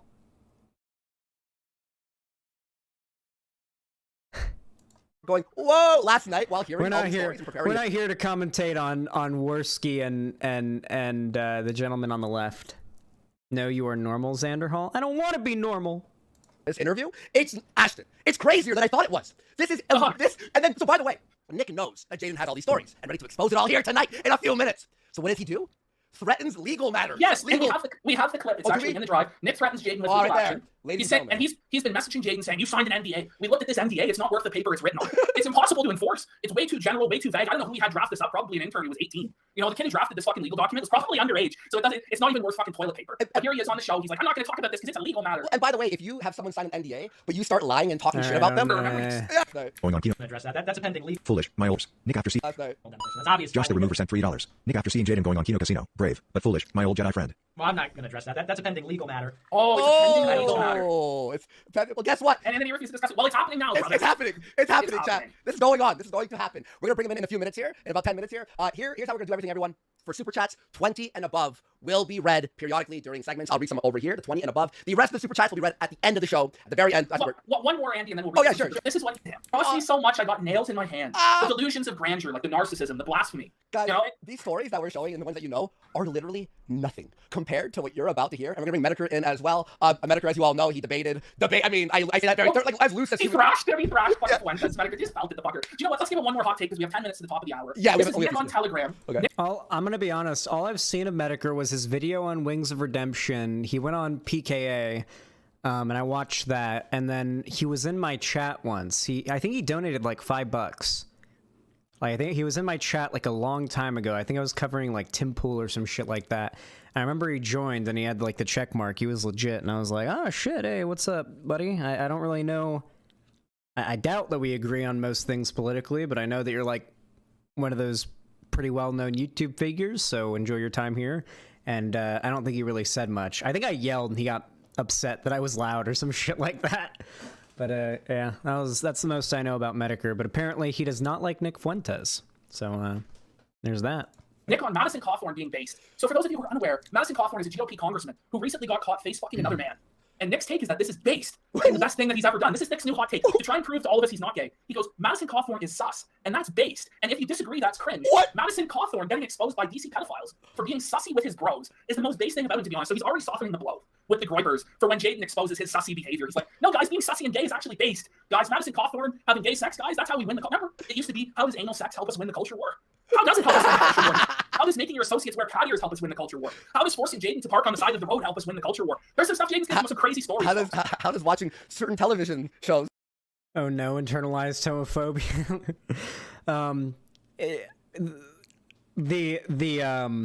The angle they're going at to criticize Nick Fuentes here is indicative of things. Certain television win the like 3 hours, you know, we're getting in DC ball a bit. Oh yeah, story is out. See if don't even click. It's not me Nigerian forcing I hate odds get too. Wait, Nigerian prince set. Don't it's cronies to flag it Give down. me the content. All right, here's apparently where the good shit should start to get revealed. Maybe. No, you good? I think it was. Yeah, this thing's a little bit weird, but. We're going to be skipping through this a lot. Don't worry. I'm pretty good at scanning through stuff like this to find the relevant parts that we want to talk about. So don't you guys worry. I'm good at this kind of thing. Sorry. This is a very... okay, there we go. What's up? Not to mention Cherry's going to be editing the video down, so it's going to be a lot more of a smooth experience for those watching the video after the fact. Don't you worry. But those of you here to watch the stream, you guys get to see all the workings of this segment, all the fun shit, you know, the real bread and butter of how this gets done. There we go. What's going on? Jaden, welcome. Right? Yes, it does. Oh, yeah. Welcome, everyone. Welcome, Jaden. 07's in chat. Jaden Gang for life. How you doing, Yo, Jaden? 5,000 viewers. If we were on Cozy, you'd be breaking 10. Yeah, like 20, 30 Yeah, thousand literally, if we were on literally. Cozy.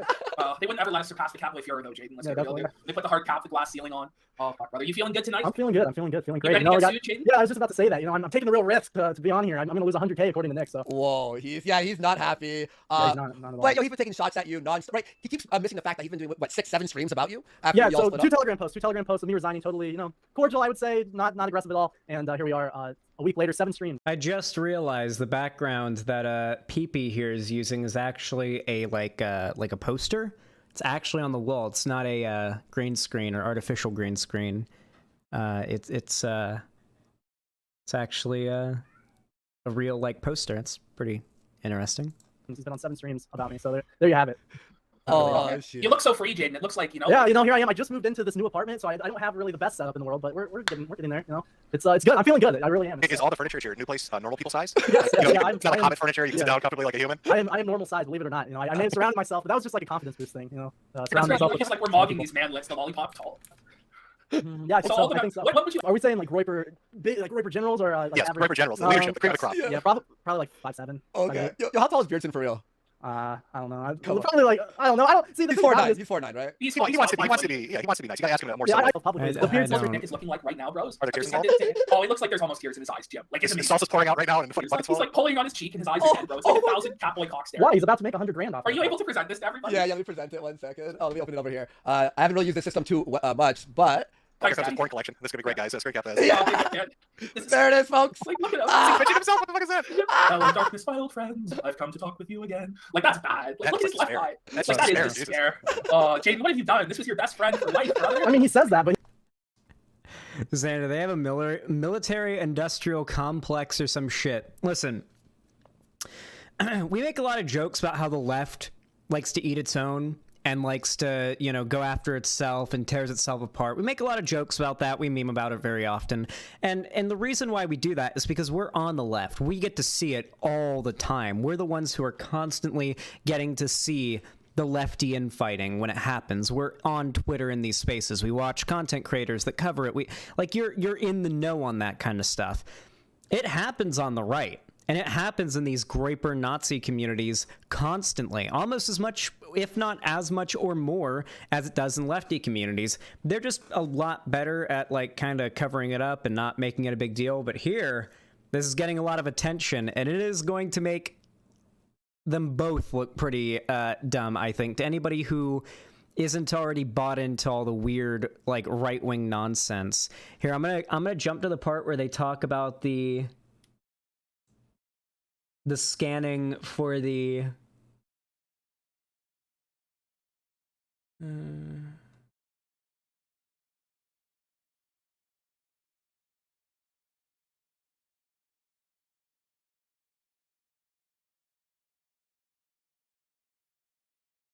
right, here it is. I texted him. I said, you know, So this is the story. Here's what we're going to hear about this, okay? We're going to be hearing how Jaden escaped America First, I guess, and why he's on the Kino Casino. Jaden on how he met Nick and joined American First. Jaden went all in. It's not about a girl, living arrangements and salary, job Bell through, only paid for white boy summer, treasurer of AF, and why Jaden resigned. And it's not a cult, but you can't leave. Interesting. So that's what we're going to be listening to here. This is the testament of a ex-Groyper, an ex-America First lieutenant, so to say. you know, I'm out, but hopefully we can still be cordial. You know, thanks for all you've done for me. It goes all the way back. He's not only been talking about me for a week, but he's just been straight up lying, and hopefully we can get into that. That's really the whole point of me coming on here, because I wasn't like planning to come on here initially, but as the week progressed, you know, he's threatening me. He's doxing my biggest donor. He's threatening to dox other people through his little proxy of minions. He's I can't really defend myself on anyone else's stream. You know, people are like, "Why don't you go on Beardson's?" Well, I've seen the screenshots there. He's not really now. Well, Like, no you speak your truth here, King. Well, I appreciate that. I appreciate that. I'm here to speak my truth. So, But I did want to ask one question because the height question really does get to me. I know he doesn't want to specifically tell us how tall Beardson is because that'll make him throw himself off a bridge. How much money would you say you spent on Icy Hot to soothe your neck from looking down when you're around? Like just a general dollar amount. Well, Tiger Ball maybe? Yeah, I mean, dude, I don't know, man. I'm not used to the. I need to get out of my. I'm not used to attacking these guys. This is my friends. So Let's warm him up. You have to warm it up. Sure. Jaden, you seem like a somewhat like chill, relaxed, like almost normal guy. Which is, like, so how did you end up in the Catboy cult in the first place, Jaden? Like, explain, your relationship to Nick and how it first started off and everything like that, just for people who might not know. Sure. Yeah. So for those of you who don't know, I was involved with like campus politics way back when. I was a chapter president of my Turning Point USA at Kansas State. I within 6 months had the largest chapter in the Midwest. Charlie Kirk was talking to me. I was getting invited to Mar-a-Lago. I had a pretty cozy deal in Con Inc. basically lined up within 6 months to a year of just doing campus politics. And at CPAC, met Nick, and that's CPAC 2019. Sorry for the timeline all over, but CPAC 2019, met Nick, and from there I started watching the show. I got red pilled, and I was willing to throw away everything because I thought that it is a lot of the stuff, the truth, the right thing, Christian, right wing, like those are things that I am, and I was willing to throw away everything. It's very important to pay attention to that wording, by the way. A very common trend in right wing indoctrination and cult building, essentially cult recruitment, is to convince the person in question they're trying to sort of convert into this cult to cut as many ties with their normal life as possible. The less ties they have that are not related to the cult they're trying to join, the more likely they are to stay in it, right? So a huge part of this guy, I guess, having to cut down on his associations and his and leave a lot of his life behind, a lot of the other prospects he had to join the Groyper cult, if not mandatory for him to do so, was probably pushed on by the way that these types of communities and groups like to isolate you from anything or anyone that isn't part of their cult. It's a pretty big, well-known thing. Xanderhal Telltale does goo cult videos. Maybe we can get them to make a video on this. Maybe Telltale Atheist. That could be interesting. Wanted to push these policies and make a difference. And initially, I thought Nick was doing that in 2019. I thought he was doing that. I helped with the Groyper War. He even will admit that he admitted on the sweat that I was a pivotal role in that behind the scenes and pushing that, and making that a thing. And I was willing to sacrifice everything for America First, for this movement. And I was really there, as you guys know. Like, I was there for everything. I was the right-hand guy. And that's why it's kind of upsetting, not really, but it's just, I guess, laughable. It's really laughable that he claims, he's so giving, so generous. He's done everything for me, and it's like he's helped me, but I've obviously done a lot for this guy as well. And to say, well, we'll get into that, but honestly, it sounds like you went all in on this movement. I mean, you have a Wikipedia page now saying you're a white nationalist. You're on the SPLC watch list. Right. You sacrificed a lot for this movement, including a really cushy gig with Charlie Kirk. You'd probably be even more financially well off than you are now if you had went in that direction. But you sacrificed all that for the movement. So where did it start to go? I like how that's like a big deal for them. People now know my political opinions. That's a big sacrifice. The world now knows what I believe. Yeah. Wrong, Jaden. Why have you ended up, leaving Nick? What was the main impetus behind you leaving? Sure. So there's you have to understand, for Nazis and their advocacy to convert more people to being Nazis, it requires them to have plausible deniability, right? Because people who don't know need to not know. They need to be in denial. They need to have no clue where they're headed, right? And those that do know, they're the ones who are like, yeah, we're the red pill ones. We get what's up. I don't know which you prefer to go into first, but there's obviously two branches to this, and it's like a lot of personal issues and like dealing with him as a character because he's a fucking tool bag, but also just dealing with him in like a professional setting and seeing the kind of shit that he gets up to and that America First is doing. And I kind of got to the point where I just was like, I want nothing to do with this. And it's been months. Is there any separation though between that? Because it seems like not really. It's kind of sloppy. Like the personal and business seems to be so intertwined. I mean, look at the last week. This guy's been spurting out, and I have all of his claims listed just because I wanted to hit all of them eventually. But to say, first of all, if anyone thinks that this is about a girl, maybe he's convinced himself that, but that's like retarded. That's like fucking retarded. Everyone's like, why would you throw your life away, Jaden? You were doing so well for yourself with super chats and stuff. Why would you do that for pussy? And it's like, that's not the case at all, you fucking retard. And everyone has been watching me for years. These Groypers have been watching me for years. To think that like that's my character, it really just goes to show how deep Nick has brainwashed these young men. And I was one of them, obviously. And what did Nick mean on Telegram when he said that she texted me first? Is that what this is all about? I don't know. That's a good question. I think he's trying to insinuate that he's talked to her. Do you think it was like preemptive damage control? You knew you were going to come on here and talk about some stuff that might be embarrassing, so he's trying to offload it and say, oh, it's about chick guys, don't pay attention. Well, 100%. But that's the thing that honestly confuses me. It doesn't really make any sense to me. And I tried to leave amicably. I let him know, I don't want to turn this into a big thing. I put my statement out publicly for a multitude of reasons, which I can get into now or get into later. But I put the statement out just I'm breaking free. I wasn't going to attack the guy. I was just going to do my own thing. still stream on the side, try to do something professionally, figure out my life. But he had, and if he would have just been like, hey, thanks, whatever, the first statement, that's fine. But that's not how Nick is. He has to always be on top. He's the dominant one. You all submit to me. I'm Stalin. Is my bit. Is that your confession? You were the bottom, Jake? We'll get into that as well. I knew that would come up. Believe it or not, the contention here is that I was talking to women. I don't know if you guys have been. This is insane. That's been the thing. Jake, I just want to ask, what sort of political movement is based around you can't have pussy, you can't have a girlfriend? Well, not a right like this when you first joined. Not a right-wing Christian one. That's once. So a big part of the America First movement is the Volcel shit. Is the they don't really like women very much, both as far as them as people and being able to have rights. I mean, Nick Fuentes has gone on record saying that he, as far as women's rights in America, thinks that we should model after Taliban ruled Afghanistan. That's just what he hates women. The Groypers hate women. The people in this side of the internet. It's not exactly a brave or new or defiant take to say they hate women. Okay. And so a huge part of that also involves, I guess, not being allowed to have sex with them. I assume they believe they're acting like the Jedi Order from Star Wars, and it's like, oh yeah, no, we're focusing on pursuing higher knowledge and truth and closeness to God rather than sex. But in reality, they just come off as a bunch of nerds who can't get laid and are mad that brown people exist, which is what they are. Wants young men to have families. Well, that's funny because everyone keeps saying, Jaden, you got a girlfriend, and this is what happened. And it's like, the truth of the matter is, I have had a girlfriend or have talked to girls since I got involved in this. I had a college girlfriend for years that was in this thing. I was talking to people throughout. This is not a new thing. So people, obviously I like to keep my personal shit off the internet, believe it or not, and my hands kind of been forced here, sadly.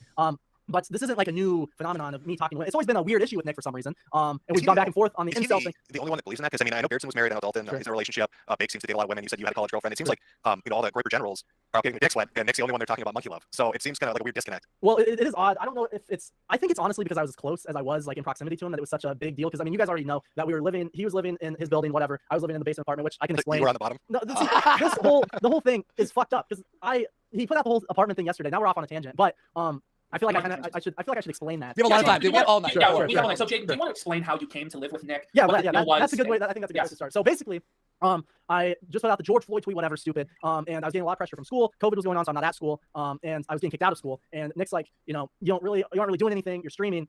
Why don't you come out to Chicago? I bought a building. You can live in the. Gavin McInnes wanted the Proud Boys to be virgins and never masturbate so they can be more frustrated. Yes, sexual frustration is a huge source of where a lot of these groups recruit their members, right?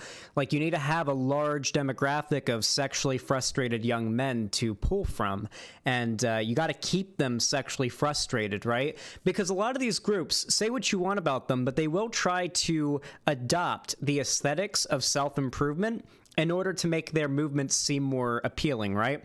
The guys they're trying to pull into their movement are guys that just do not have their life together and are both physically, mentally, and emotionally in a really bad place. And they will try to use they'll very often try to use the physical improvement aspect of their rhetoric in order to appeal to this demographic and make them feel as though if they solve that problem, everything's well. So admittedly, a lot of these conservative guys in these alt-right communities will be really into working out and fitness and stuff. And that's great. I love that. It's awesome. Cool. Love that for you. But they end up neglecting every other problem they have with themselves. And so even once they stop being filthy, disgusting, unkempt, degenerates, which is something that as far as I can tell, the Groypers encourage. They seem to try to encourage the clean cut sort of aesthetic and some level of working out, from what I can tell. They have to stay sexually frustrated after that. So that's probably why Nick Fuentes is not a big fan of any of his cult followers having sex, because you got to have that. The more unbusted nuts just trapped in that ball sack, the angrier and more the angrier you'll be, the angrier you'll be, and the more likely to hate women you'll also be. So that's what he needs. In the basement, it's the basement apartment. It's its own unit. Okay, so we didn't see each other. People were like, "Oh, you guys are interacting every day." I haven't seen this guy but a handful of times for 6 months. So he said, you can live in the basement, you can stream there, not pay rent, and you can produce my show through OBS, whatever, super easy job. And I'll pay you on top of that. So you'll have a salary plus your streaming thing, and you have to pay rent. Pretty good gig. I'm like, yeah, sure, of course. While I'm figuring out what I want to do professionally, I'm 20 years old, whatever that works for me. So leave my family, leave the GF, leave all the things I had going on in Kansas, whatever, and drive out to Chicago. Was this your first time away from home? Like, was this your first time out on your own, doing your own I thing? mean, I was in college. I was in like dorms and stuff. But But you were was close to- were you yeah, close I was to within a few hours. Yeah, a couple of hours. So he separates you out in a new city, puts you in the basement, tells you he's going to take care of you. Correct. It sounds a bit like financially. It sounds like a grooming. With a job, nothing sus. So Yeah. what happened? Did he ever pay you, Jaden? Yeah, so that's the thing is with all of that, I every single month it was a thing because I was like, yo, when are you gonna move in to your new apartment so we can build the studio? You're doing your show there, and then For those of you guys who somehow don't know, when they say sus, they mean gay. can produce it because he's still doing the show from his mom's house. And he's like, next month, for 10 months, all the way up until like October the next year, because I moved in November of 2020, October 2021 is when he finally moves in. I believe around that time, and give it or take a month. And that's when he told me basically that actually it was a month afterwards that yeah, actually I don't need you to produce the show for me. I'm just gonna do the green screen again, whatever. And initially when he pitched it, he was like talking about doing a co-host thing, he was talking about doing a Tim Pool thing. And that's whatever. It is what it is. Like I'm not that salty that the job didn't happen. But when he's sitting there like he lived rent free in my building. And Jaden, it sounds like he tricked you to being a house sitter until he could move to his fucking new place. I mean, honestly, You're like on-site security. You're on-site security. Just to be clear, Jaden, he never paid you for anything that you did there. He gave me $1,000 to film the 17-day road trip. So 17 days on the road. Correct. $1,000. Correct. Less than $100 a day. What the fuck? Did he cover the hotels? Okay, this you can just tell like how degenerate the type of shit that goes on behind the scenes of these like degen right-wing communes or whatever you want to call them. I mean, commune doesn't even sound like the right word. Like, you know there's going to be some degenerate, horrible shit going on at something like that. Something weird, okay? Like, I've been on YouTube long enough to know that like streamer houses and stuff like that, it just never works out. Some drama happens, some weird shit goes down. It always falls apart in the end, okay? I've been around on the internet long enough to know about that. So God knows what kind of weird shit goes down to cause these weird little Nazi commune community houses to fall apart. There's gotta be much dirtier skeletons in the closet than your average, like, Minecraft Let's Player house has. Yeah, he covered the hotels. Okay. Did he cover the meals? No, not the meals. Whoa! Like Just the really, hotels he got a and meal stipend. and the gas. For Yeah. And that's all for you're paid. 17 days. That's all you're That's paid. all I was paid the whole time, ever. Yeah. What Isn't he the- a millionaire, Jaden? Yes. Oh And he can only pay his supposed best Well, friend, I mean, you'll hear his this- right-hand man in the movement, $1,000. You'll hear this over later. all those years. You'll hear it later. It's I'm not like that. I wasn't really that worried. I wasn't necessarily doing it for the money because I had the streaming thing going on, and that was what I was making my living off of. So this was just like helping the movement. I saw myself as being a part of the movement, so I didn't really care that much about if I was making money doing that stuff. But I want to Go ask ahead. you, you were the treasurer of America Yeah. First, right? Correct. So what did that entail, and were you not paid for that? Well, so initially when he pitched that to me, it was before I moved to Chicago, and he's like, I just need to basically dox people because it's all public records of people that can be on the board. Essentially, you're not gonna have to do anything. So me and Michelle were on the board. Michelle Malkin, and he told me, you don't have to do anything, whatever. When I moved out there, because I wasn't doing anything with the show, it was always constantly like, All right, I don't care about the treasury work, all right? We're gonna skip to the exciting part.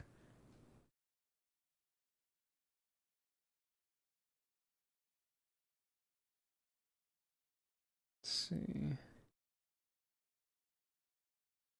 This part is called Sussy Squad, okay?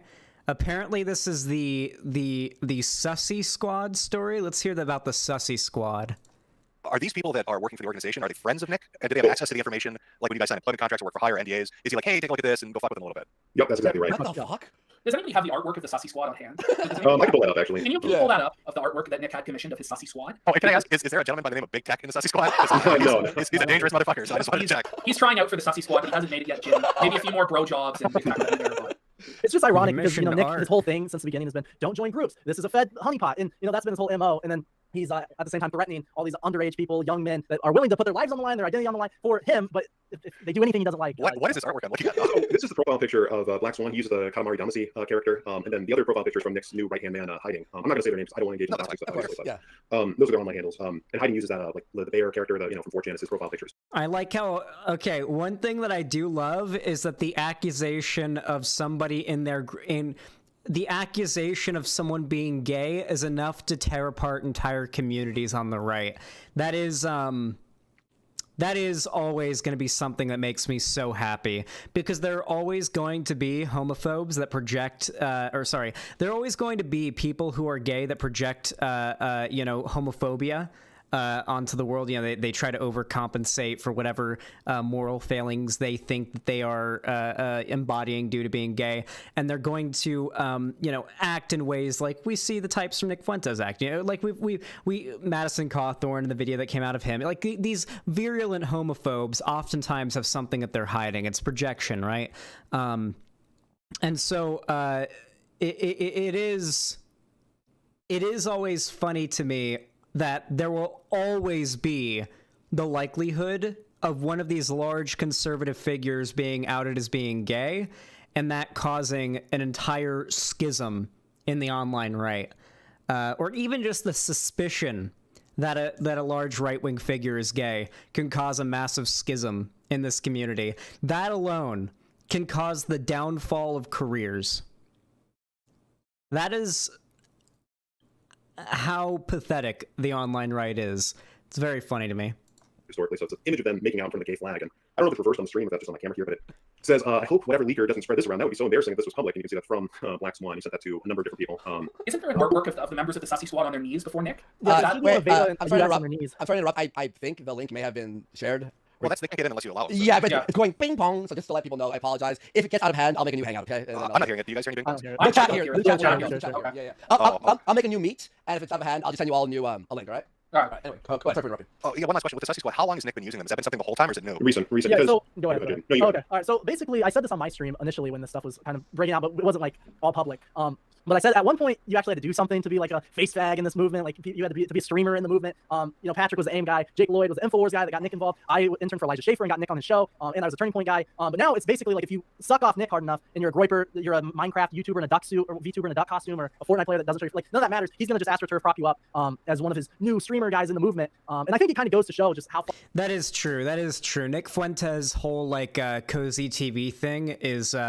Quite ironically enough, it's in the name. The desire on his part is most likely to cozy up with as many large figures, both political and apolitical, as possible to increase the amount of goodwill he has for him, right? Like all the drama YouTubers being totally cool with Nick Fuentes is a big part of that, right? Like, you know, Augie Bo Blacks. I don't know about Bo Blacks, but I know Augie and I think Nick Diorio, might be on cozy. Like that kind of stuff. That's what Nick Fuentes wants. And Destiny being on cozy as well. It helps increase not only his name recognition, but helps to increase like the outlook that people have on him, right? He is a Nazi. If anyone wants to debate me on whether or not Nick Fuentes is a Nazi, I'll bring him on. He's not exactly trying to hide it. And when you make his public image look better, you're just helping a Nazi make his career better and spread his propaganda. Keemstar is also friends with Augie. Yeah, I mean, like, the problem is that a lot of people who are, like, non-political content creators don't give a shit about the effect, like, morally, that they have on the world. Like, they're just there on the platform to have fun and do what they want. So they don't really care that somebody they associate with is a Nazi and that person's going to get more of an audience and be able to spread their ideology to more people if they're friendly with them. That's just not a concern that a lot of people have, and you can't really convince somebody to be concerned about that. So that's just like the biggest roadblock the left has always had in its advocacy is that the left has to convince people to care. And convincing people to care is very, very hard in a world that's far more comfortable and enjoyable to not give a shit about, right? Closing off your mind to the troubles in this world and all the problems there are and just living a complete griller normie life is very, very appealing. And that griller normie life, it services, maybe not directly, but in some way services the right far more than it will ever be able to service the left. Far we fallen. We went from like Patrick and Jake and other like respectable people, Scott Greer, to like Veda and UX Groiper and people that no one even knows who these people are. Like it's obviously this thing is a joke. It's not a political movement, and that's why everyone like that's another reason I wanted to come on here because everyone wants to be like, well, Jaden only streams. Okay, let's find the cum part.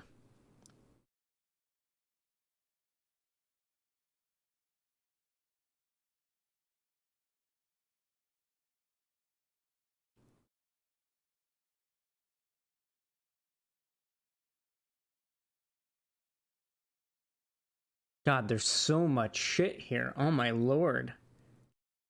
At least it's time-stamped.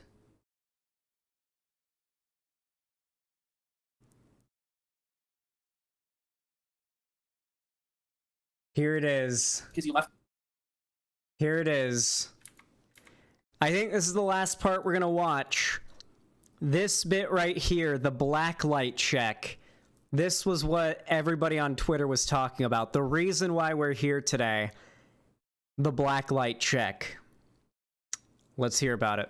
I'm the best friend in the whole wide world. Oh, Jaden, I want you to get this, and this was the funniest thing. So when you left, right, when he kicked you out because you left the door unlocked or whatever, right? You left the couch. And Yeah, I left the couch. I left my couch in in my bed because I had to move by myself, and he was like, you know, be out by May 1st. Fair enough. I waited, and I was waiting to move initially because like we were supposed to all move to Florida. But then he got mad at me after November. And he's like, you need to get out or pay me. And it's like, okay, well, I've been here because I was supposed to have a job, and then I was waiting because we were supposed to go to Florida, and he had like family issues and things. So I was trying to stick around and be like a good friend. I wasn't just gonna be like, fuck Chicago, I hate it here, I'm out. But he's like, you need to start paying me, whatever. I'm like, okay, fair enough. May 1st, I'll be out. I wanted to get out as soon as possible anyways to get the fuck away from him. But I left my couch, I left my bed, just because I can't haul that in my car, and it's like an 8-hour drive. So, and I didn't want to run a U-Haul. But he's telling all of his buddies that he got a black light because he wanted to go see if there was any cum on my couch. He's like, that was some sort of own. No. Okay, hold on. He's commenting. He was licking the spots. Well, I don't know about that. He was like this, prancing around like a cat. That was the big. Do you think like he cut out the patches where there was some semen and he like sniffs it? It's like a remembrance thing. That's fucking weird. I don't know. It's the truth. Oh no! Was there cum on the couch? Was there cum on the couch, Jaden? You can tell us. No. Leave a little batter behind for a minute for him. Come on, Jaden. No, I don't think so. He claimed I left all this trash behind, but I have the video. Jaden, are you going to tell the underwear story, Jaden, or are we going to Oh fuck! Is there more? Please tell that story. There's no story. You're killing. What a lovely group of people. What a lovely group of people. I feel like I've said all I need to say about all of that. If you enjoyed this video, please consider leaving a like, subscribe, ring the bell icon if you haven't already and you want to see more content from me. Maybe even consider dropping a sub if you want to see more. Ring the bell icon, follow my social media. You can donate, subscribe, gift a sub on my website. You can also support me on YouTube, Twitch, Streamlabs, Stream Elements, and Patreon. But with all that said, thank you so much for watching. I really appreciate it, and have a good one. Poggerinos. One Piece 34, thank you for the $5. Is also Zan John Soil his pants. Doesn't take a shower or drink because he believes the government put something in the water to turn him gay or something. Yeah, that makes sense to me. Thank you for the $5 though. Seems like you missed the Groiper cum war. Yeah. Nick Fuentes is not a Nazi. Technically, he seems to be more like a phalangist, which still makes him a fascist, so whatever, fuck that guy. Nah, he's a Nazi. Alright. God, I gotta pee again. That's what I get for chugging that coffee. Alright. Really quick, chat. Let's do the poll. Terraria or Stranded Deep?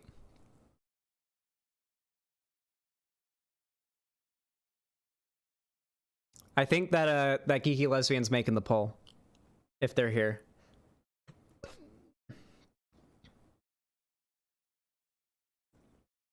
Stranded Deep is basically the Castaway simulator.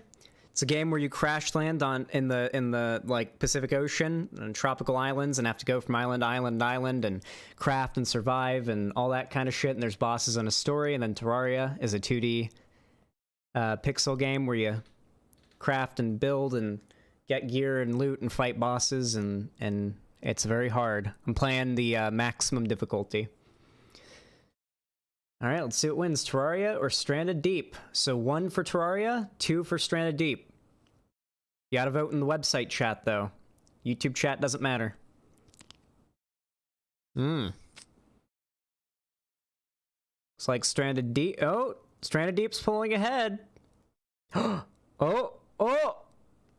Stranded Deep winning at the last second! Holy shit! Damn! Stranded Deep wins at the last goddamn minute. Holy shit.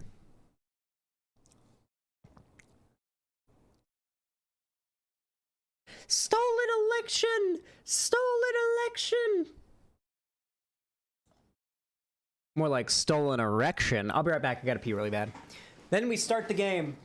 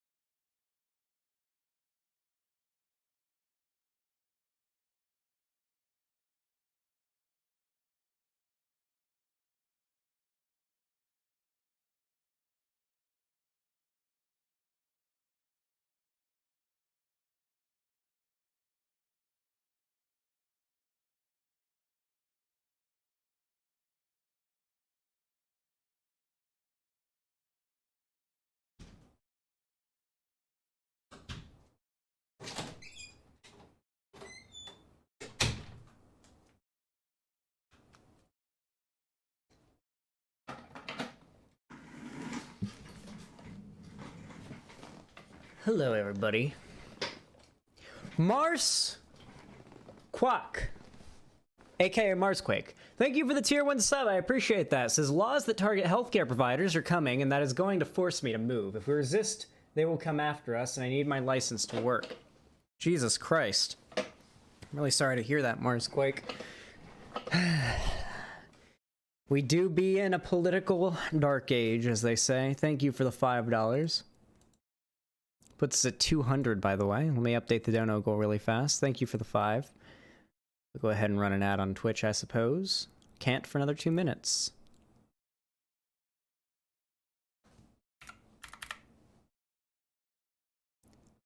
Ba-boom. It was a 3-monther? Oh! How much is that? $12 then? So that'd be like, so I'd was it, it'd be 12, right? Is it 12 for 3 months? Yeah, okay, thank you. So that actually puts us at 206.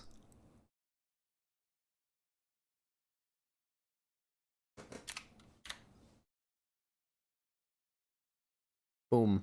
Hell yeah. Hell yeah. Okay, booting up Stranded Deep. Let me change the category on Twitch.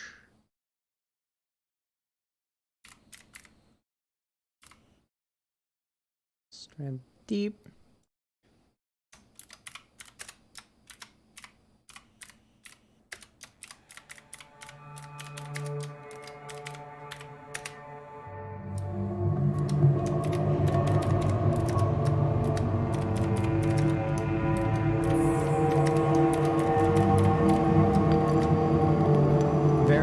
Jesus Christ.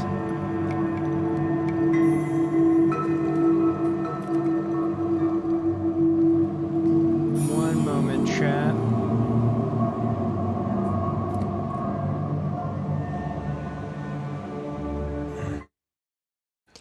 Okay, Jesus Christ, the game's loud. Alright, let me, get us into a game. Get us into the game. Why do I have a crappy bike in the background? I've been getting into exercising. It's not a crappy bike either. Why would you call it crappy? It's just used. Also, because I can't afford to get new bikes. They are, a brand new bike's expensive, okay? I buy most of my shit used. Xanderhal, have you played this before? It's fun, but it's a buggy mess. I played a little bit of it on stream, but we're starting a new world because the old one kind of glitched out, and we're kind of stuck. It wasn't a glitch. It was more so just like a dead run. We were just respawning with poison, and I wasn't able to craft the cure before I die. So we're starting a new world, and I'm going to use the basics that I learned the first time I streamed this to get back to where we were before this time, and it should be pretty easy. All right, let me put this in the middle of the screen, increase my volume a little bit just so you guys can hear me a bit better, and bloom. Let me know if I need to shrink my on-screen camera, by the way.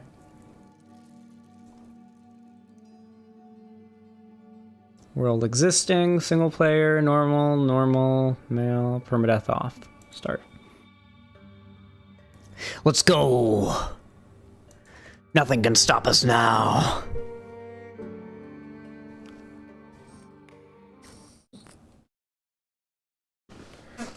I hate starfish. All my homies hate starfish.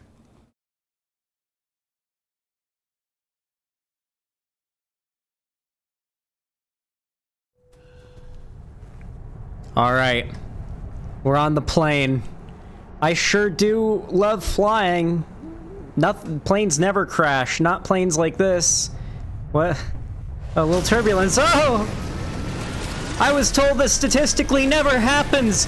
Oh no, the stats lied to me again! Bioshock vibes? More like Biocock.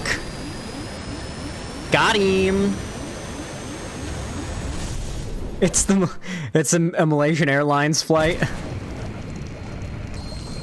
I've never been on Malaysian Airlines. Is that like notoriously bad? Oh wait, isn't that the one that crashed that they weren't able to find the reason for why it crashed and it's like missing? I see. Well, we just died, so that sucks. I'd like to think this is our last character and we're just going through a Groundhog Day scenario. That is a funny way of thinking about it. Getting Amelia Earhart vibes. What do you think happened to her? Think her skeleton's on the bottom of the ocean, or do you think she like phased through? Hello, buddy. Or do you think maybe she phased through like a sky portal or some shit, and now I can just lay down. That's cool. And now she's in another universe. I choose to think she's in another universe, and she's a-okay. That's the good ending. That's the happy ending. Yeah, Bermuda Triangle space portal. It happens. Nice.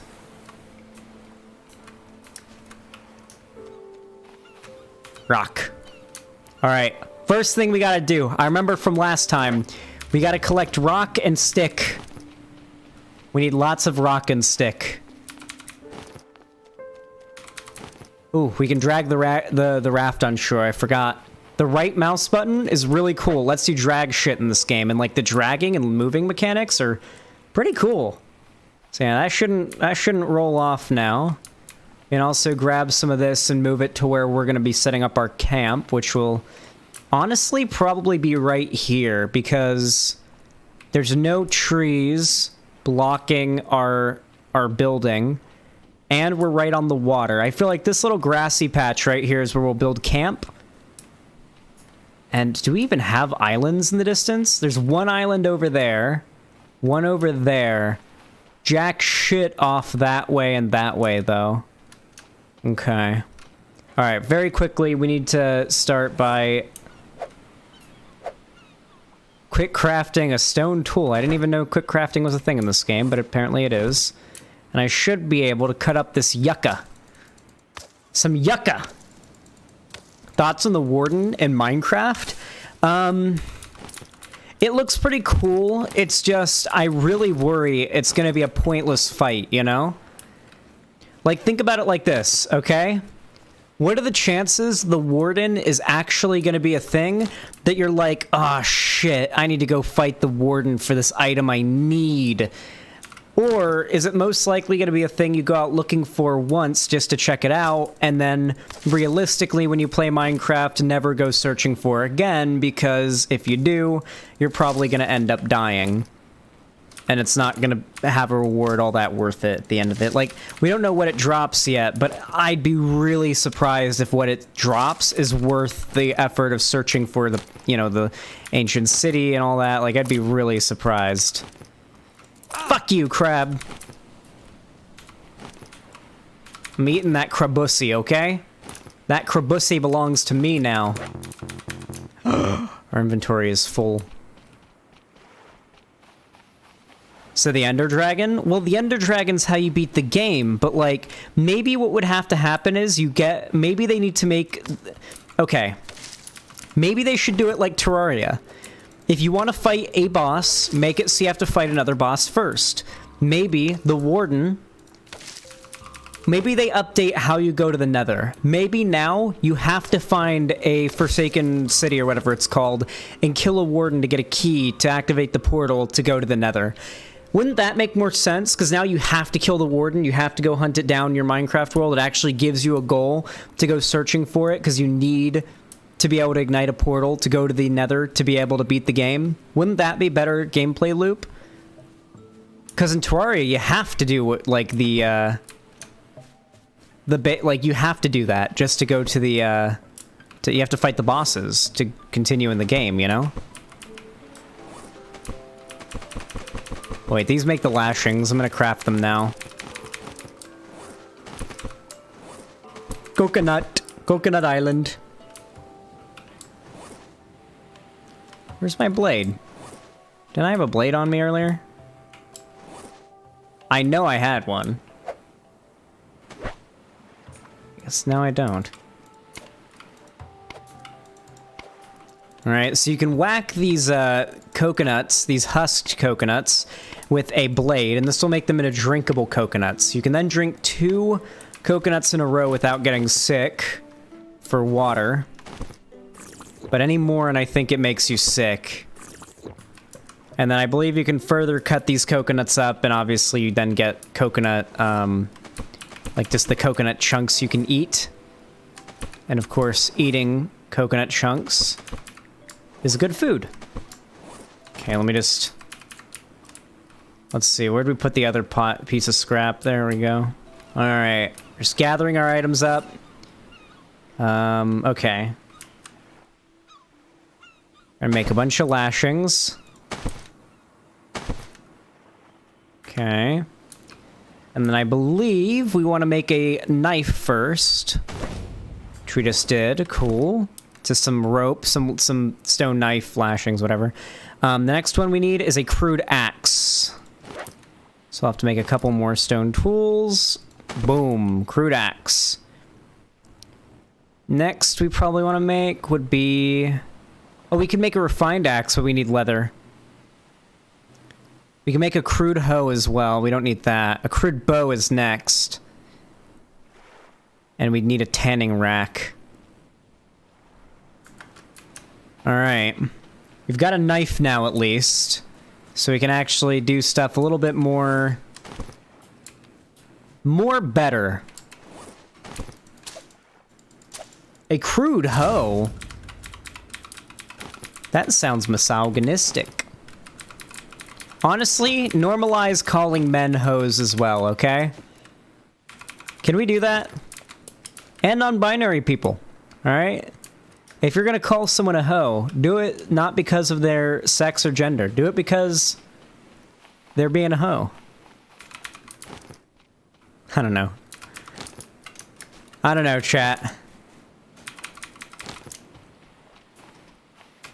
Any gender. We make it a non-gendered insult, and that's how we solve misogyny.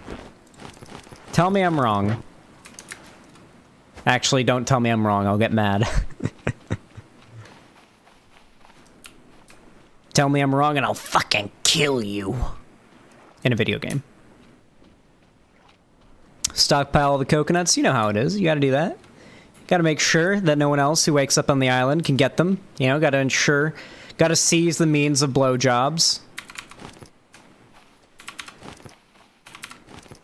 We're gonna grab all the rocks we can get. We're gonna need them. Are you shitting me? My man needs bigger pockets. Let me pause the game really fast while I read chat. What about harlot? Harlot's a word you don't really hear said around much anymore, is it? You don't really hear that one, do you?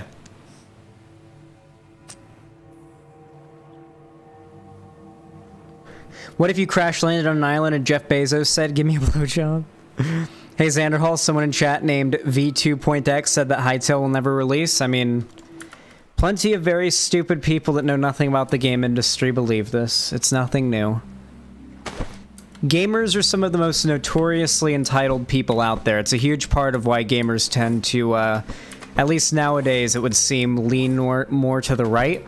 It's due to entitlement and, frankly, a mix of a lack of understanding and a lack of willingness to understand a lot of issues. Like, the people who say Hytale's never going to come out haven't done any research on this. They don't know that Hytale is being funded by Riot Games, literally one of the biggest titans in the gaming industry when it comes to publishing right now.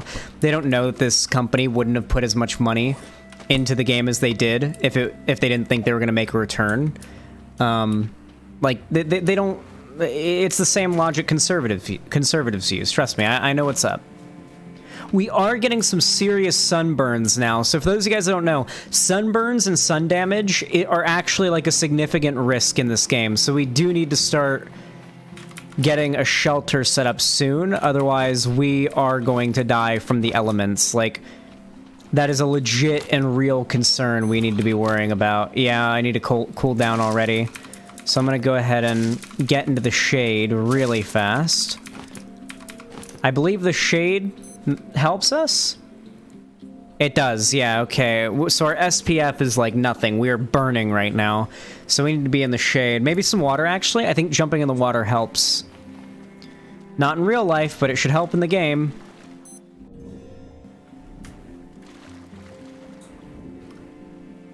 Okay. This should do something.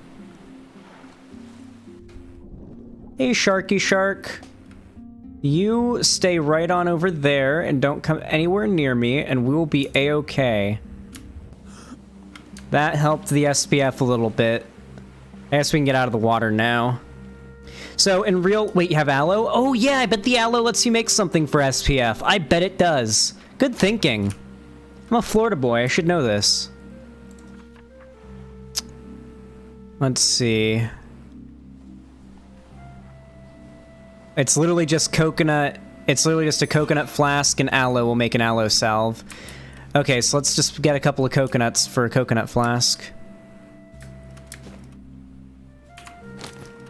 Okay, and then just... I think just some rope does it, actually.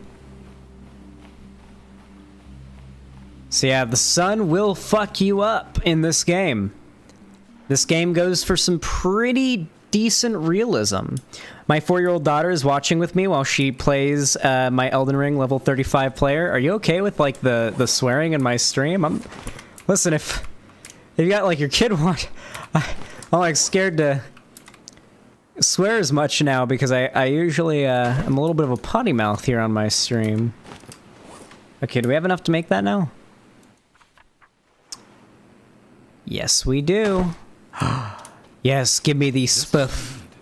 Just what I need. Oh, wow, that fills us up on the SPF. And it's reusable, too. Okay. Nice, we can reuse that flask. That's gonna be really helpful. Okay. Just what I need. Alright, cool. Let's cut up a few more of these, because we're gonna need the fibrous leaves for sure. And then it's time to cut down a tree, because we need palm fronds now.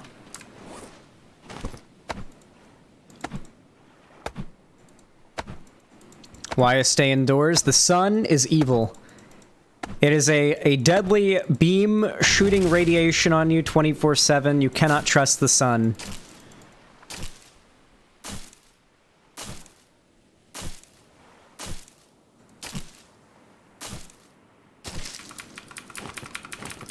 Yoink. And we can drag the log over here to cut up and use later when we need to. It's probably just a waste of time to cut it up now, so we're just going to keep it as a full log. Okay, and we'll cut this one down too. Should be enough fronds.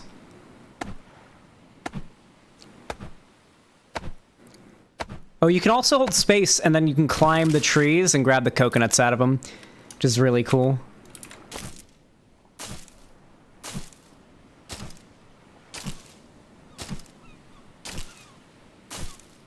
This game is like Minecraft, yeah.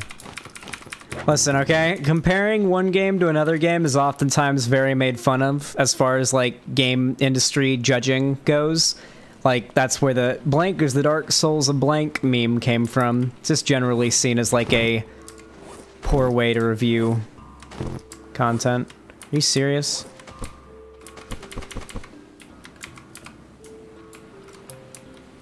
Let's keep all the wood together. Let's try to have some semblance of organization going on here, I suppose.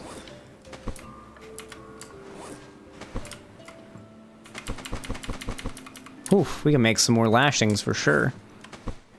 We're definitely gonna want to pile these up. Drop the extra coconut we got here. And there we go. I should be able to craft a shelter now, I think. Let's see, shelter would be in building. No, it wouldn't. Wouldn't be in vehicles either. Jesus Christ. How do you make a shelter?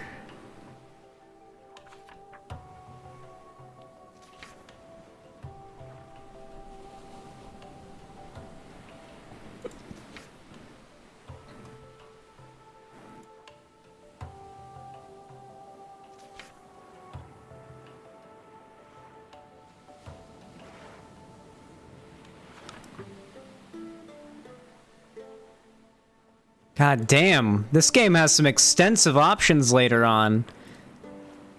In the meantime, though, I can't seem to find the crafting recipe for the shelter. Does anybody know where it is? Oh wait, there we go. There we go. It's there. Okay, yeah, we just need fronds. If I stand over them, does it let me craft it? It does not. They have to be in your inventory. That's so strange. I feel like that wasn't the case. Alright. I think we'll put the tent right here. Right here seems a good spot. And then next we're gonna make a fire. Which is just 4 sticks. You know, I can't think of a better way to get 4 sticks than to cut up the wood that we chopped down.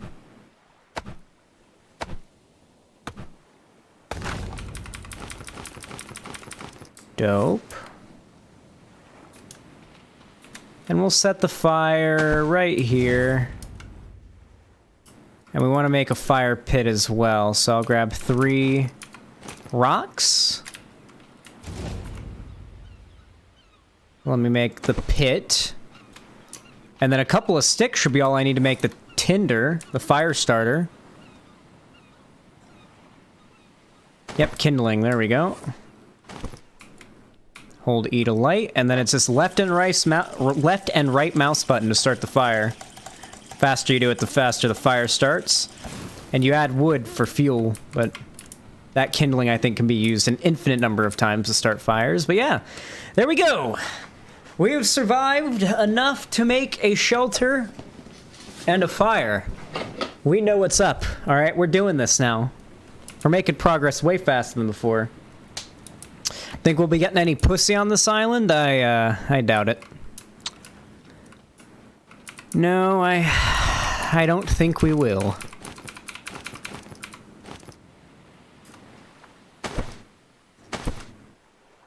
Nice.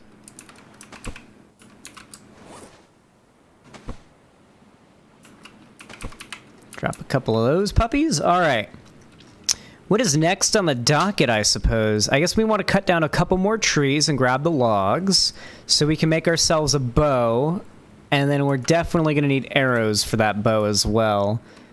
I'm thinking we pilfer this entire island for what it's worth, craft everything we can on the island, take what we can with us, and get to a better island. The island you start at, it seems, is never going to be the place you want to stay in this game, because there's not even animals in this island. Granted, we have to kill them, so that's, you know, kind of a good thing, because they'll attack us, but, like, we don't even have animals in this island, you know? Those are... We do need some water.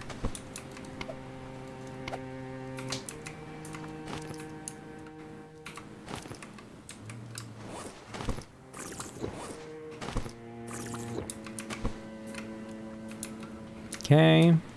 All right. Hydration's looking good. We are a little hungry. We're gonna want to make a. We're gonna make a spit. Fire spit. 3 sticks and some rope.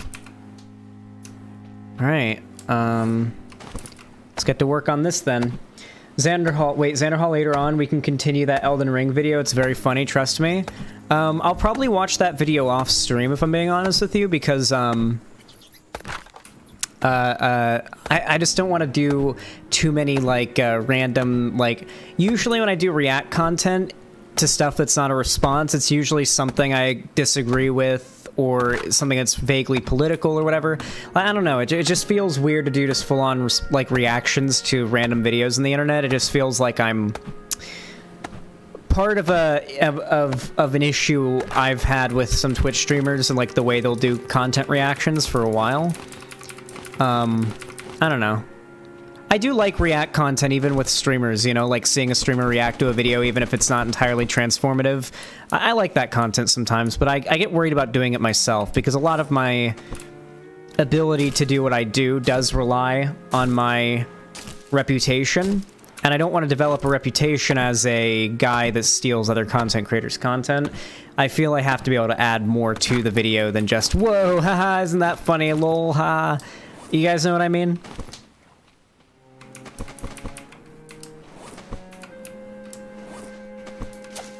I wonder if the knife cuts these fronds up faster. Seems like it does. All right. Fire's burning. Let's grab some sticks. And then make that fire spit.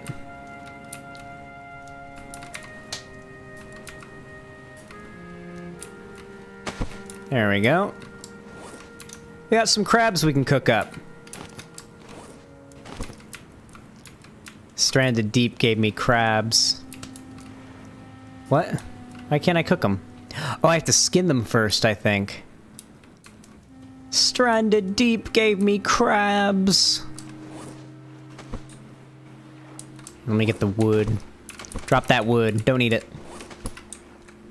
Yeah, I gotta skin it first. I forgot. Yeah, you gotta skin the crabs. Come on. Yeah, normally in real life you just stick the crabs on a fire and that's how you'd cook them, but I guess not in this game. So yeah, apparently there isn't burning in this game. I'll just hear a ding when that's done cooking, and that'll tell us it's time. I'll leave a bit of the meat right there, just so. All right. Okay.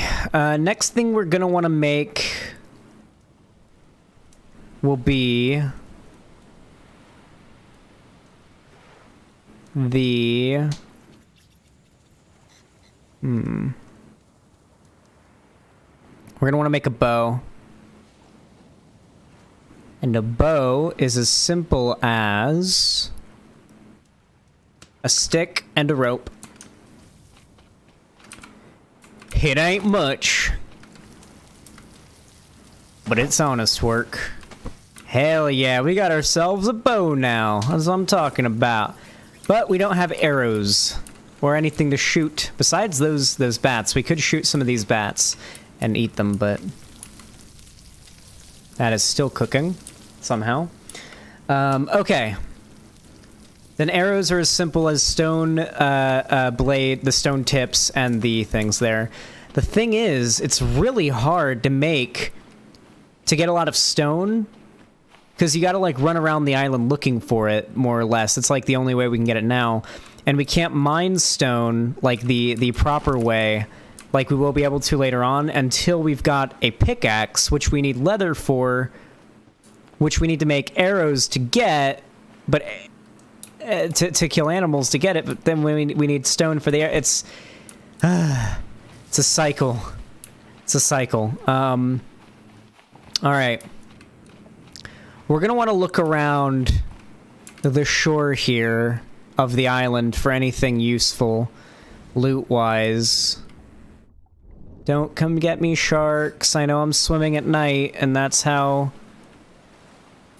every shark attack tends to go down, from my understanding, but don't bite me. Okay, so we can't get in there. This is one of those shipping containers. My understanding is the shipping containers are usually empty, but they have you can break down the sheets of metal for materials. All right, let's swim to that shipwreck really fast. I know we're doing this at night. It's scary, chat. Hopefully, we don't get sharked. Ooh. All right. What do we got in here? A little bit of materials. I can just pick that up. That makes things useful. Electrical part. Leather! We needed that! Oh my god, we're set! Holy shit, we got it from looting. Good lord, that's gonna make things so much easier. Oh my god, we would have had to make a tanning rack and shit to get that, like, normally. I think there's probably some loot downstairs, so maybe we check around here. No, it doesn't look like it. Looks like just a shark, just a haven for sharks. So we're gonna go right back to the island now and hope we don't get bitten. Might get a little bit of a nudge by a shark while we're swimming here. Might happen. Hopefully won't die. Oh yeah, I just realized I haven't even saved the game once. You guys are gonna have to remind me to save this game. You gotta manually save the shit out of this game. There we go. Alright. There's our meat. And then a nice little nom. Put a little bit more on the fire.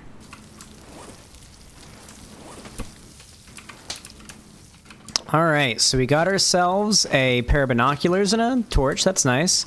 Though it is time to start stowing some basic items in here, I think. I feel like this is where we're going to want to put all of our, like, basic resources, you know? Like our rocks and shit, you know?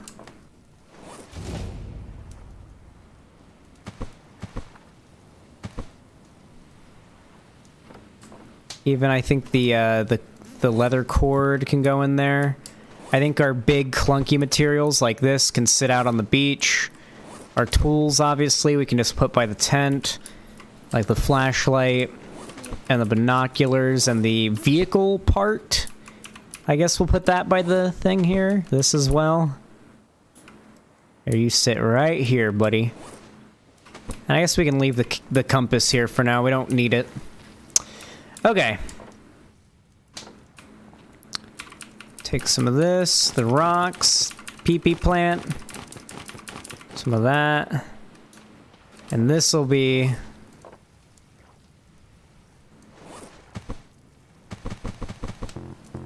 Oh, that's full then. Damn.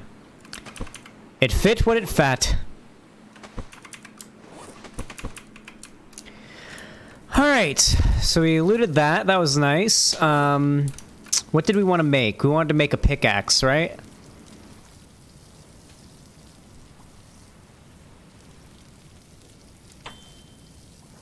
Oh, food's done. Well, that barely gives you any food. Crab is shit, apparently. Makes sense, though. The pickaxe. Oh, it takes 2 leather. Cringe. Cringe. You know what? I feel like in this, we want to take... We want to take the stuff that's really hard to, like, bring with us, you know? I feel like we want to do is pilfer this island for every finite resource it has that's like unique to it, like like collect literally all of the fibrous leaves we can get off the island, and then load up everything that we can bring with us and go to a bigger island. Because this island is sorely low on resources for us. There's only so much I can do with this place, you know what I mean? Oh, I think you get good stuff from the ficus tree.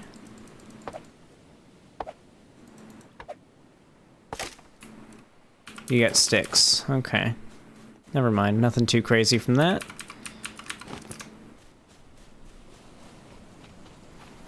Yeah, I mean, this island's not really rocking much else that's unique or worth sticking around for. Play hardcore... Recraft? What? What are you talking about? Can't you just walk in the water and be safe? What do you mean? Like walk, like swim? There's sharks. Okay. A lot of bats. Alright, we'll take what we can and start rolling. So can this... raft hold items? Can I, like, raft things over? It seems so. Okay.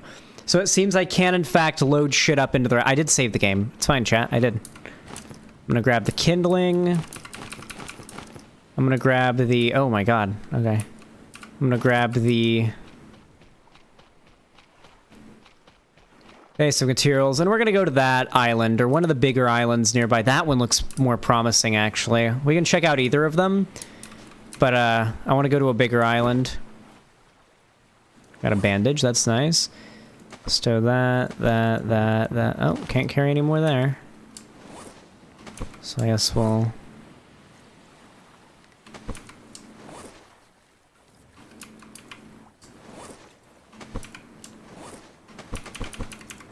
Will all that stuff stay in the raft? It better stay in the raft, or I'm gonna be so upset. Okay, we'll take the rations. Oh yeah, we can eat the rations, I forgot. Yeah, we definitely want to bring these. We want to bring that. Rocks are definitely going to be needed. Coconuts will be useful. And the scrap is going to be like the hardest thing to transport, so I'm glad I can fit it. I feel like the wood will be hard. And of course we have to bring this. How's it going, Zan? What's up? What? Oh, RL Craft. Yeah, I've played RL Craft. It's just not something I'd stream, probably. I don't know. We'd need to be able to make Minecraft more interesting than that for me to get me to play it right now. Not really a Minecraft mood at the moment, if you ask me. Okay, I guess I'll extinguish this fire for now. This stockpile will always be here, and I have the bow as well. We're gonna take the bow.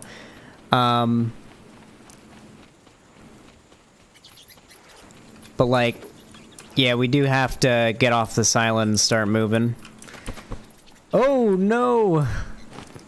That was an accident. Hey. There we go. Alright. Oh, okay. Okay, it seems like this game has the mechanics to handle rafting a ton of items across the sea. We'll head to that island then. I see a shark right there. Sharks do nudge and knock your boat, so... Nothing fell out? We aren't missing any items? Let me check. Nothing fell in the water? Doesn't seem like it. There's a little crabber there. Alright, chat. It seems that we success... Is that water in our boat? Or is it, like, slightly sinking?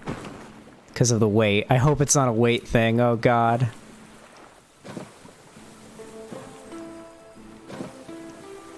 Alright, time to start. What the hell? What is this? What is going on? Okay, I think maybe I'm not deep enough. It seems deep enough.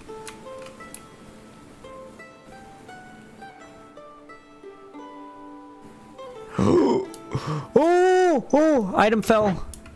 No, get up.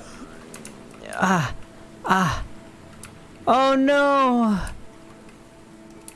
Okay. Oh no. Oh God, that's shifting the weight a lot. Holy fuck. Okay. We lost one item. Oh no. Oh no. Okay, we gotta get the items out of this thing. Oh no. Oh no. What's this game want from me?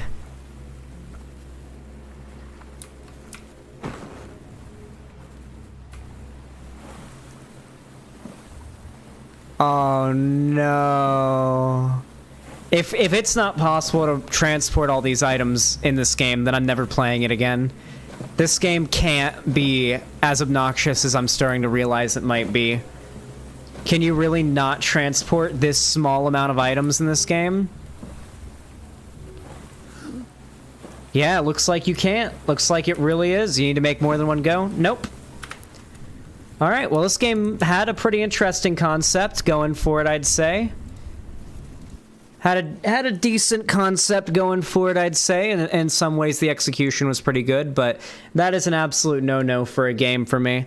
You just can't, you can't do that. You can't make me make 50 trips back and forth from island to island for such a pitiful amount of items. Just starting right off the bat, you can't even transfer that much. I'm sorry. I'm never playing that game again. Maybe if they change that, I will, but I'm never touching that game again unless there's some other way to transport the items or something. But yeah, I'm never playing that again. Can I get my refund, actually? Because... Oh, no, I played 4.3 hours. Damn! Rip. Can't get my refund for the game. I played 4.3 hours. You have to play, I think, under 2 hours to be able to get refunded. Yikes. Alright, guys. Well, I think that's going to be the wrap-up to the stream, then. listen, guys, I appreciate all of you coming out. I appreciate all the support, the donos and all. We almost got Shadow Onesie stream, but didn't quite hit it. That is unfortunate for you guys, but fortunate for me because we did almost hit it, even though we didn't. Thank you all so much for watching. I really do appreciate it. You guys have been pog as fuck today. Play Rust next time? No. But yeah, thank you all so much for coming out today. You guys have been fucking awesome. I appreciate your support today. You guys have been lovely, lovely, lovely. I'm sorry that Stranded Deep didn't work out, but thankfully, for those of you guys who wanted to see me play Terraria, you know that next time will be Terraria, because I'll never be playing Stranded Deep again, unless they make it so that early game you can get from island to island without it being a million trips, then yeah, I probably won't be playing that game. Someone else said you can make a better raft. Yeah, not with the materials I had, though. You have to actually go out and, like, get the materials. Maybe I could go out and get, like, the materials, like, going out and traveling for it, but that's just so much shit. I'm not doing that. That's a big pain in the ass. That's a game that I'd have to play off stream if it's that much work. On stream games have to have a little bit more going on. Anyway, listen guys, I love all of you so much. Thank you for watching, and I will of course see all of you guys next time, probably tomorrow. Be sure to drop suggestions on what I should cover next stream in the Discord, in the stream suggestions channel. So yeah, thank you all so much for watching, and have a good one.